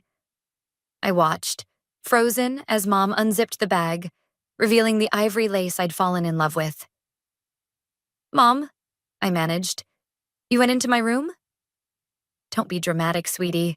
We're family. She held the dress up to Nora, who was already shrugging off her jacket. Oh, it's perfect. Even better than on you, Alice. The color really suits Nora's complexion. I grabbed my phone, texting Samantha. SOS. Come over, now. I haven't said yes, I said, but they weren't listening. Nora was already stepping into my dress, Mom helping her zip up the back. Oh my God, Nora gasped, twirling in front of my mirror. It's like it was made for me. You look absolutely stunning, Mom gushed.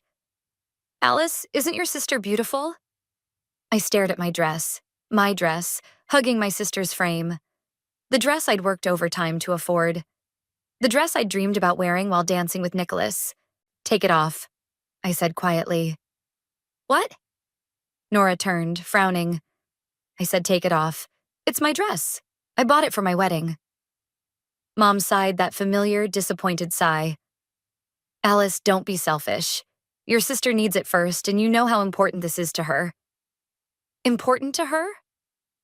My voice rose. What about what's important to me? Just once?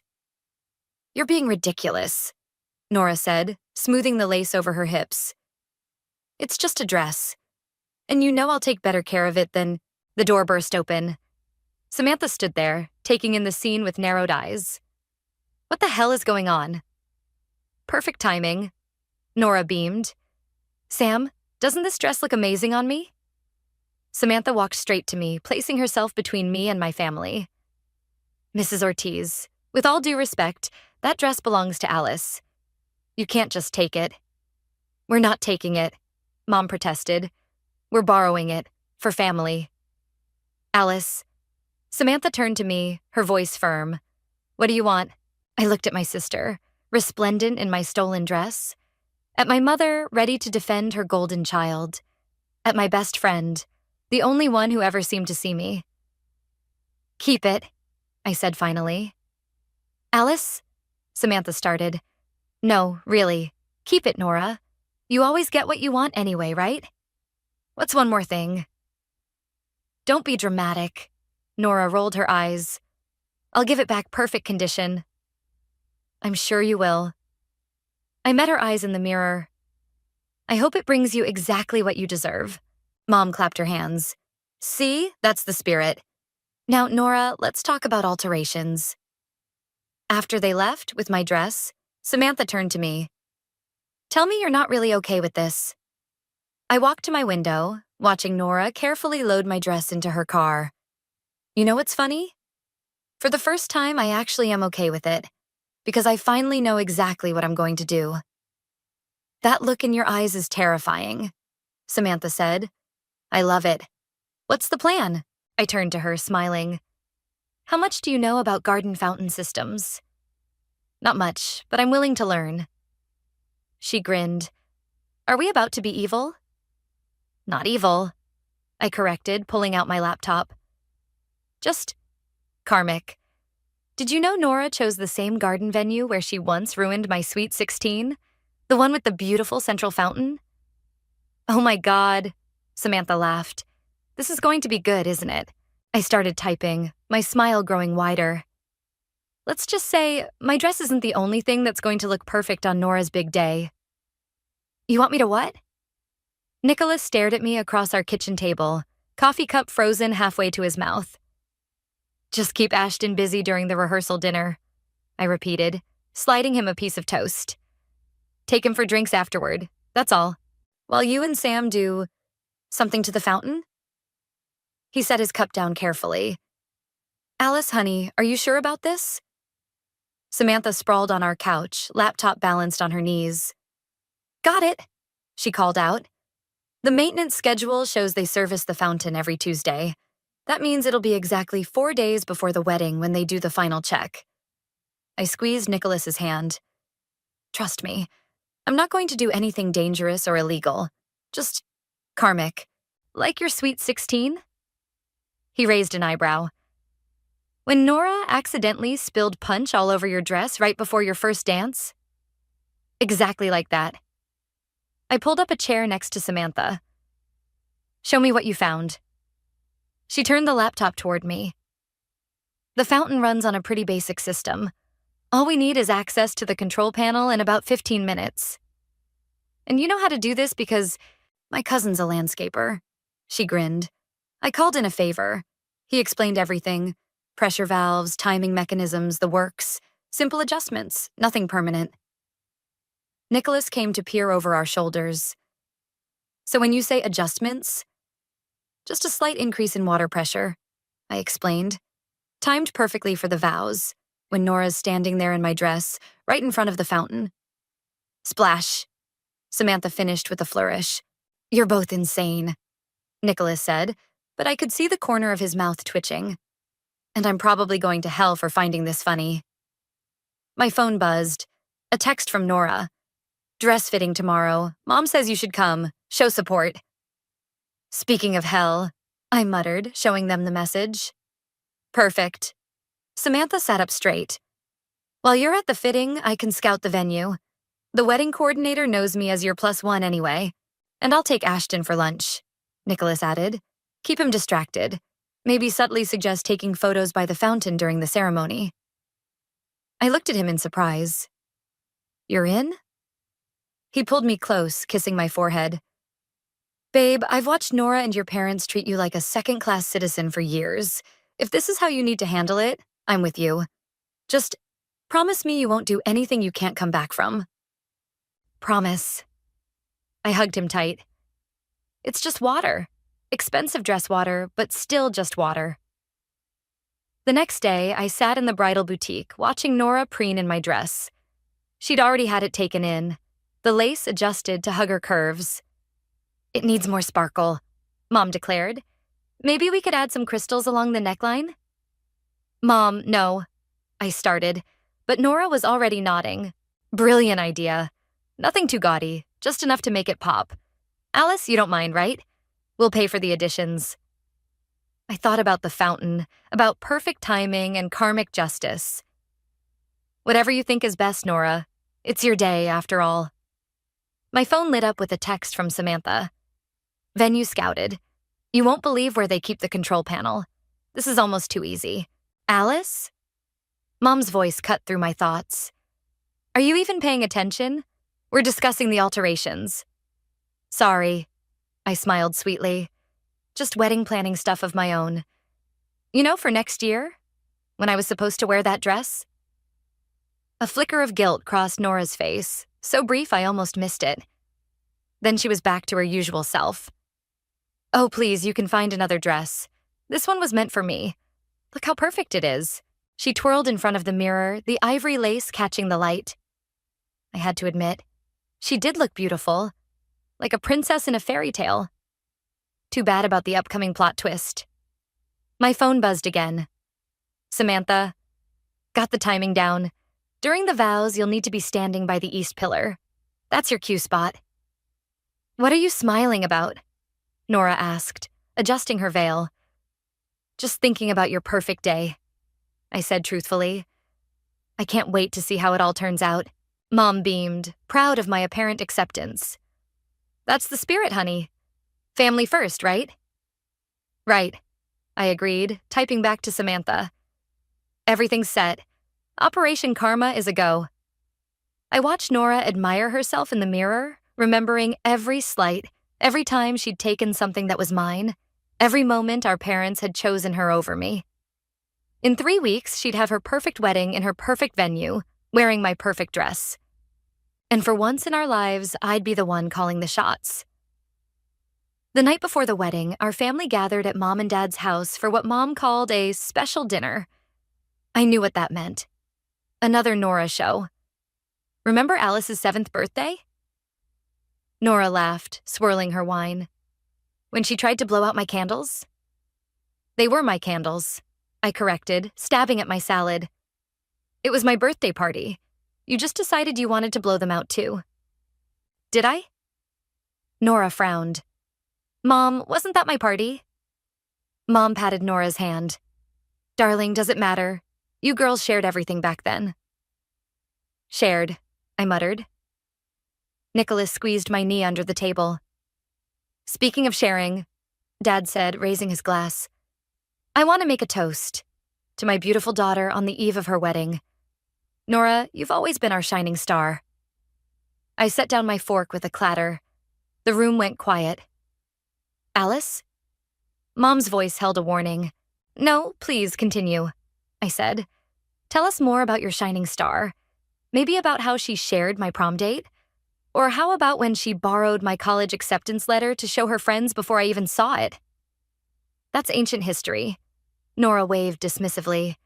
Why are you being so dramatic? Dramatic? I laughed. You're wearing my wedding dress tomorrow. Girls? Dad intervened. Let's not ruin the evening. My phone buzzed. Samantha. Everything's set for tomorrow. You sure about this? I looked at my family. Dad avoiding conflict as usual, Mom fawning over Nora and my sister, somehow managing to look both innocent and smug at the same time. I need some air, I announced, pushing back from the table. Nicholas started to rise, but I shook my head. I needed to be alone. In the backyard, I sat on the old swing set, the one where Nora had once pushed me off, breaking my arm.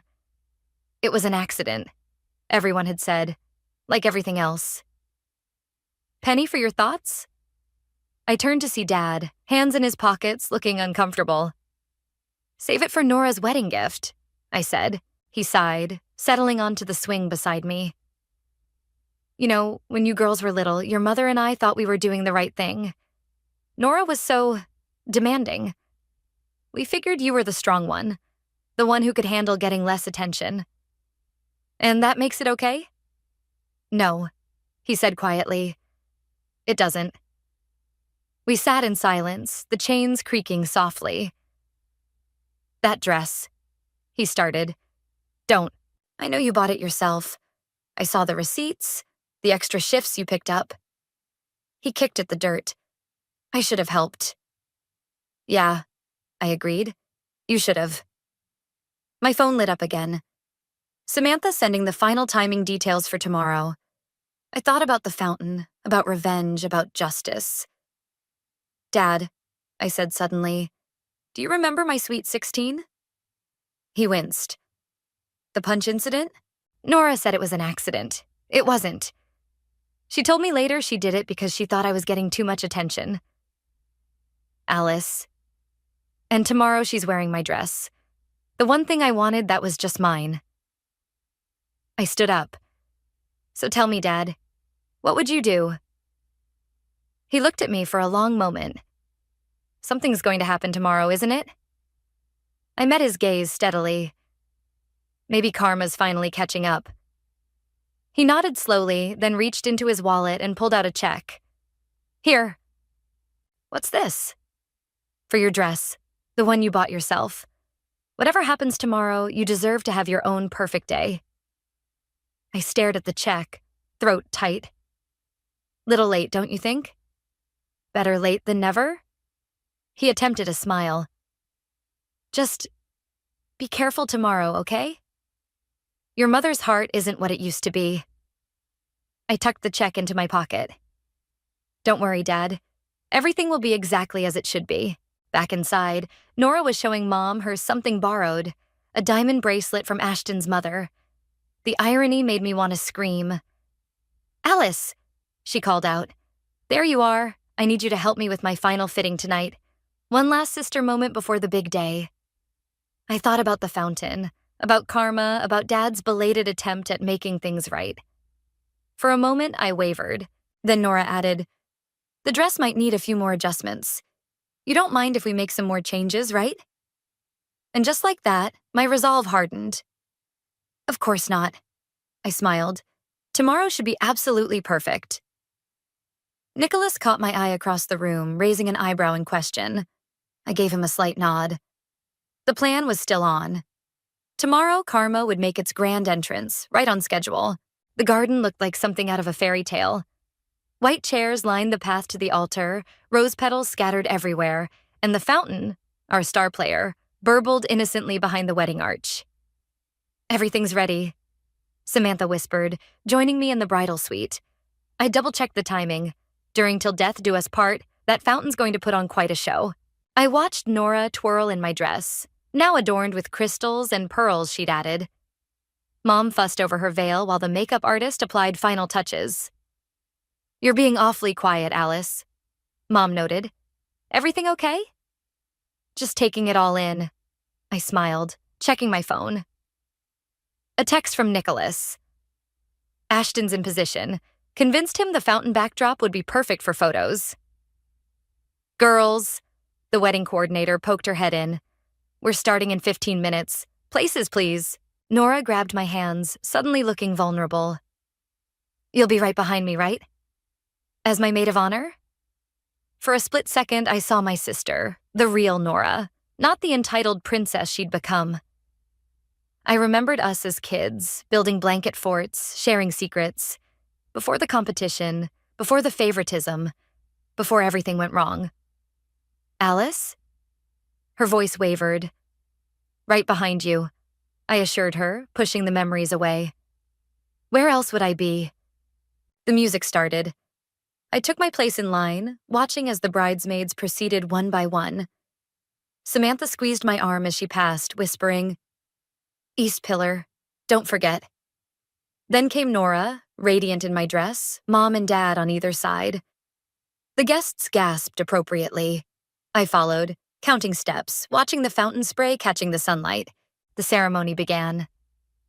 I barely heard the priest's words, too focused on timing, on watching the water pressure. On the way, my dress caught the light on Nora's frame. "The couple has written their own vows," the priest announced.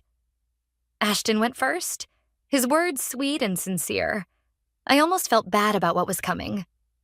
Almost. Then Nora started speaking. "Ashton, from the moment we met, I knew you were mine. Just like I've always known what I wanted, and always gotten it." I caught Dad's eye from the front row. He gave me a slight nod as if he knew.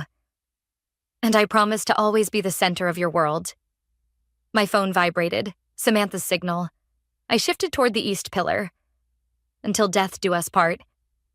The fountain's spray pattern changed subtly. A few guests glanced back, noticing the shift in sound. "I do," Nora finished, beaming. The priest opened his mouth for the final blessing. 3, 2, 1. A massive surge of water shot upward, catching the sunlight like diamonds. For one crystalline moment, it was beautiful. Then gravity took over. The water came down like a miniature monsoon, drenching Nora, Ashton, and the immediate wedding party. My dress, her dress, went from ivory to transparent in seconds. Her perfectly styled hair collapsed. The added crystals caught the water like tiny prisms, creating rainbow effects as she shrieked. "My dress!" she screamed. "The fountain, someone do something!" Chaos erupted. Guests jumped up, some running for cover, others trying to help. The wedding coordinator frantically radioed for maintenance. Through it all, I stood dry and safe by my pillar, watching karma unfold. "The control panel," someone shouted. "Where's the shutoff?" "This is horrible," Mom cried, trying to shield Nora with a tablecloth. "Who could have done this?" I caught Samantha trying to suppress her laughter behind a flower arrangement. Nicholas, standing with the groomsmen, carefully kept his face neutral. "Wait," Nora said suddenly, turning to face me. Her mascara ran in black rivers down her cheeks. You're the only one who's dry." The fountain spluttered to a stop, but the damage was done.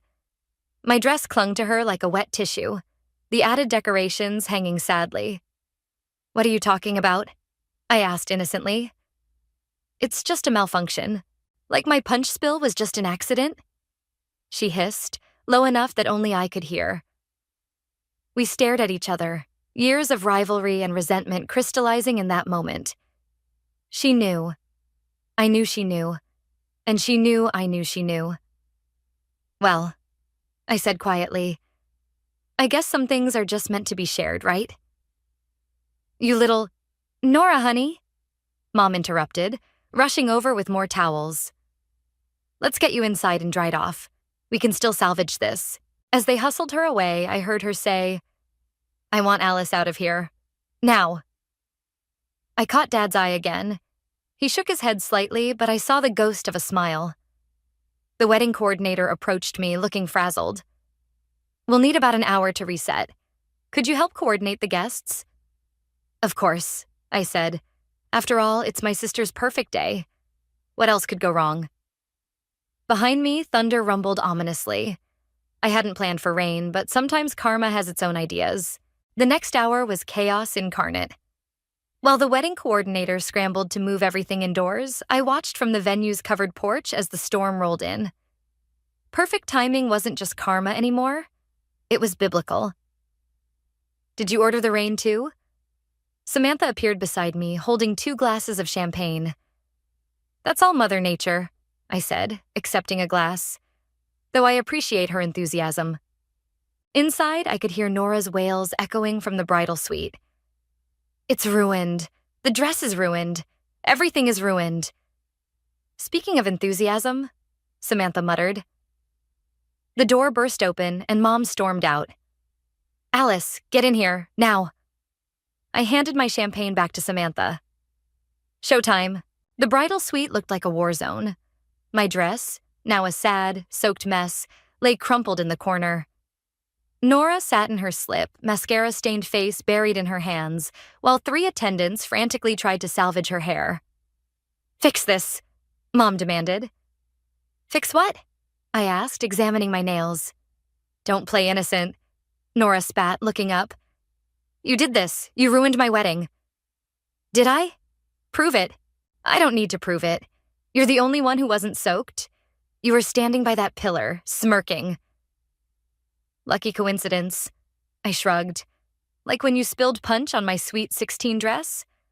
Or when you accidentally deleted my college acceptance email before I could read it? Or how about when you borrowed my prom date? That was different. Nora stood up, sending hairpins flying. Those were accidents. Were they? I stepped closer. Or were they just you, always needing to be the center of attention? Always taking what's mine? Girls, Mom started. No, Mom. I cut her off. Let's talk about it. Let's talk about how Nora took my dress. The one I paid for myself. How you helped her take it. How you've both always taken whatever you wanted from me because family shares and Nora needs it more. I needed that dress, Nora screamed. It was perfect. It was mine. Thunder crashed outside, making everyone jump. In the silence that followed, I could hear whispers from the guests in the hallway. You want to know something funny? I said, quieter now. I actually considered stopping it. Right before the fountain went off, watching you say your vows, I almost called it off. But you didn't, Nora said bitterly. No, because you had to learn that you can't always take what isn't yours without consequences. Consequences? Mom's voice shook. Alice, do you realize what you've done? You've ruined your sister's wedding. No, Mom. I ruined her stolen moment. There's a difference. A knock at the door. Dad poked his head in. The guests are getting restless. What should I tell them? Nora burst into fresh tears. My wedding is destroyed. Oh, stop being dramatic, I said, surprising myself with how calm I felt. Your dress is wet, not destroyed. The venue has industrial dryers. You can still get married today. In a damp dress? She shrieked. Better than no dress at all, I pointed out, which is what I'll have for my wedding now. Dad cleared his throat. About that, I made some calls. That boutique you originally bought from? They're holding another dress for you.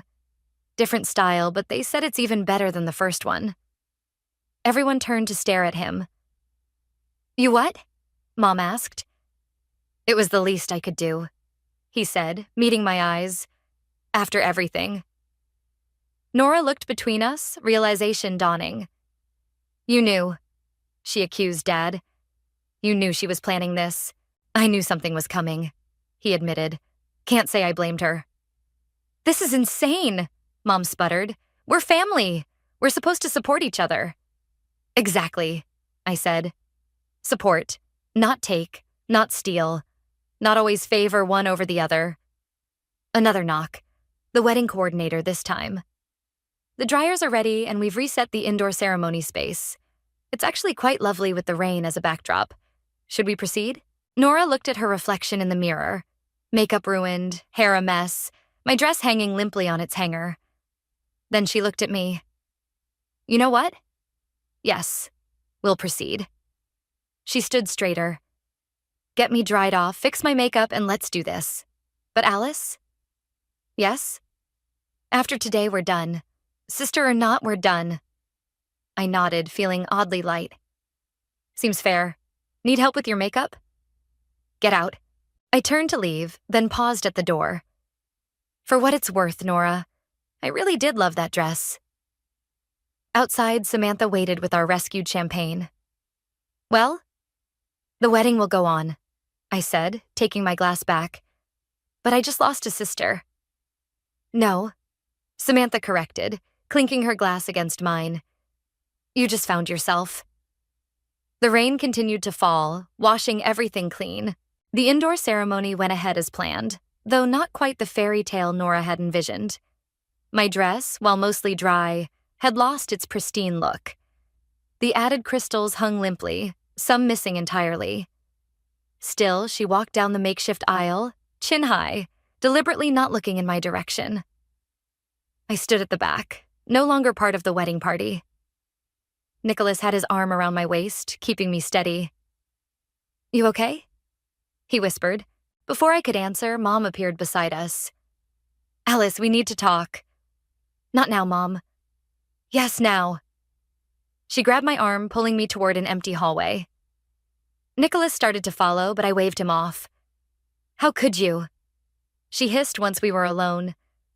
Your own sister. That's rich, coming from you. I leaned against the wall, suddenly tired. When was the last time you actually treated me like your daughter, Mom?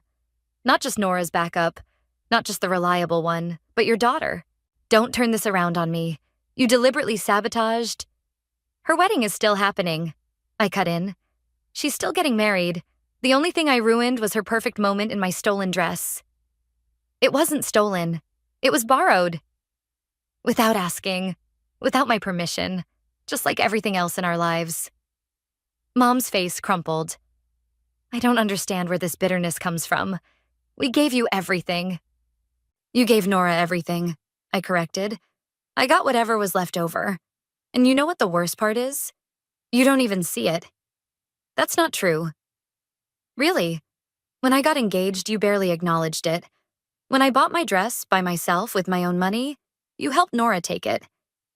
When was the last time you were proud of me, Mom? Just me. Not in comparison to Nora.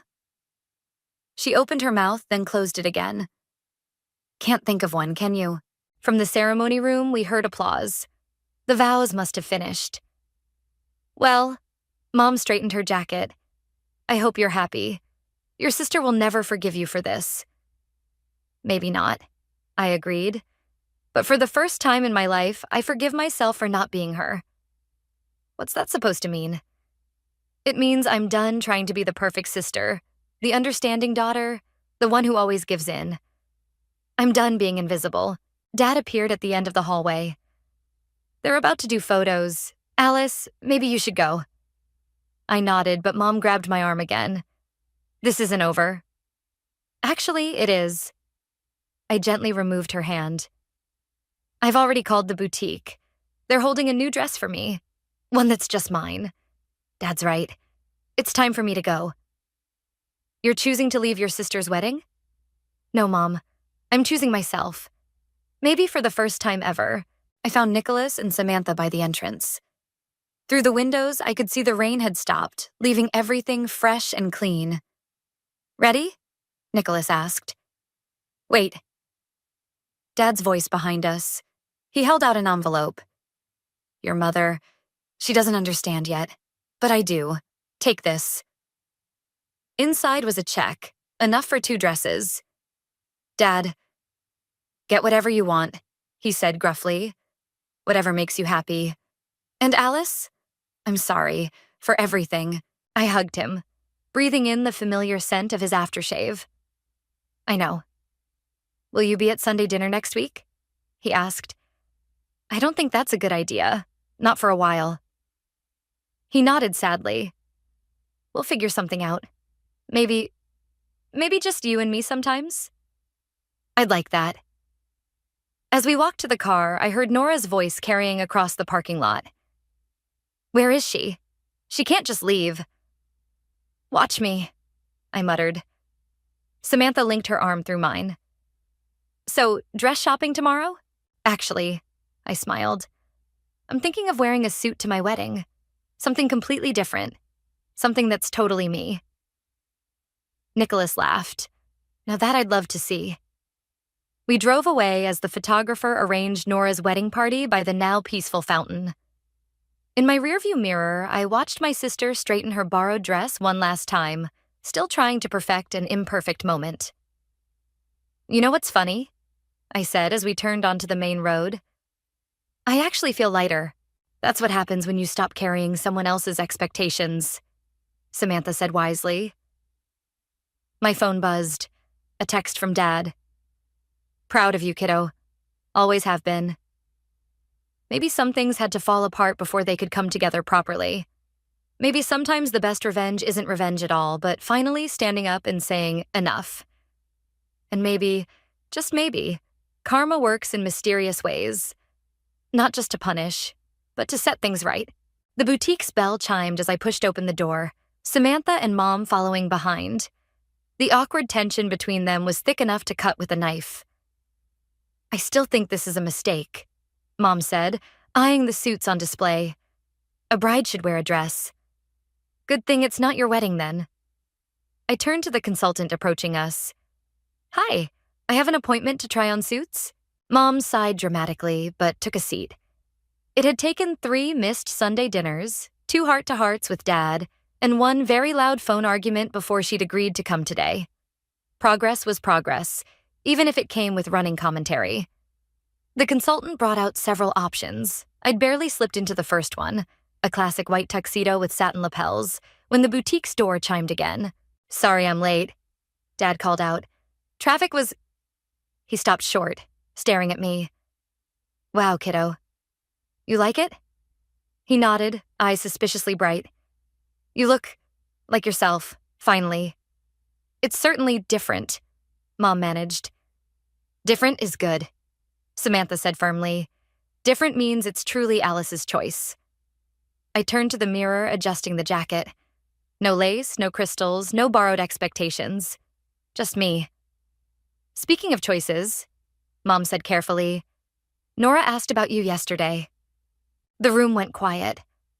I continued adjusting my cuffs, keeping my voice neutral. Did she? She and Ashton are back from their honeymoon. She mentioned maybe getting coffee. Mom, I warned. I'm not pushing. I've been thinking about what you said, about always favoring her, about making you invisible. She twisted her hands in her lap. Maybe you weren't entirely wrong. I met her eyes in the mirror. Maybe? Okay, you weren't wrong at all. She stood up, moving to stand beside me. Looking at you now, in this suit that's so perfectly you, I realize I never really saw you before. I was so busy trying to make you fit what I thought you should be, what Nora was, that I missed who you actually are. Mom, let me finish. When you stood up to us at the wedding, it scared me. Not because of what you did to the fountain, though that was quite something, but because it was the first time I saw you clearly. And I realized how much I'd missed. Dad cleared his throat. We both did, kiddo. I turned away from the mirror to face them properly. So what now? Now, Mom said, reaching for my hand. We start over, if you'll let us. And if you want to meet Nora for coffee, well, that's your choice. No pressure, no expectations. And no more taking things that aren't hers? No more taking anything, Mom agreed. Though she did say to tell you she's sorry about the dress, and the punch, and the prom date, and the college letter. I couldn't help but laugh. That's quite a list. You made quite an impression with that fountain. The consultant brought out another suit option, this one with a subtle pattern woven into the fabric that caught the light just so. Try this one, Samantha suggested. It reminds me of water. Everyone groaned, but I was already reaching for it. Too soon? Never too soon to own your moment, Dad grinned. As I changed, I heard Mom asking Samantha about the wedding plans, actually listening to the answers. Dad chimed in with suggestions about the venue. Maybe somewhere without fountains. And for the first time, it felt like my wedding. My choices, my family, finally seeing me. The new suit fit perfectly, like it had been waiting for me all along. Standing there, surrounded by people who were finally looking at me instead of past me, I realized something. Karma wasn't just about revenge or justice. Sometimes it was about breaking patterns, about standing up and demanding to be seen.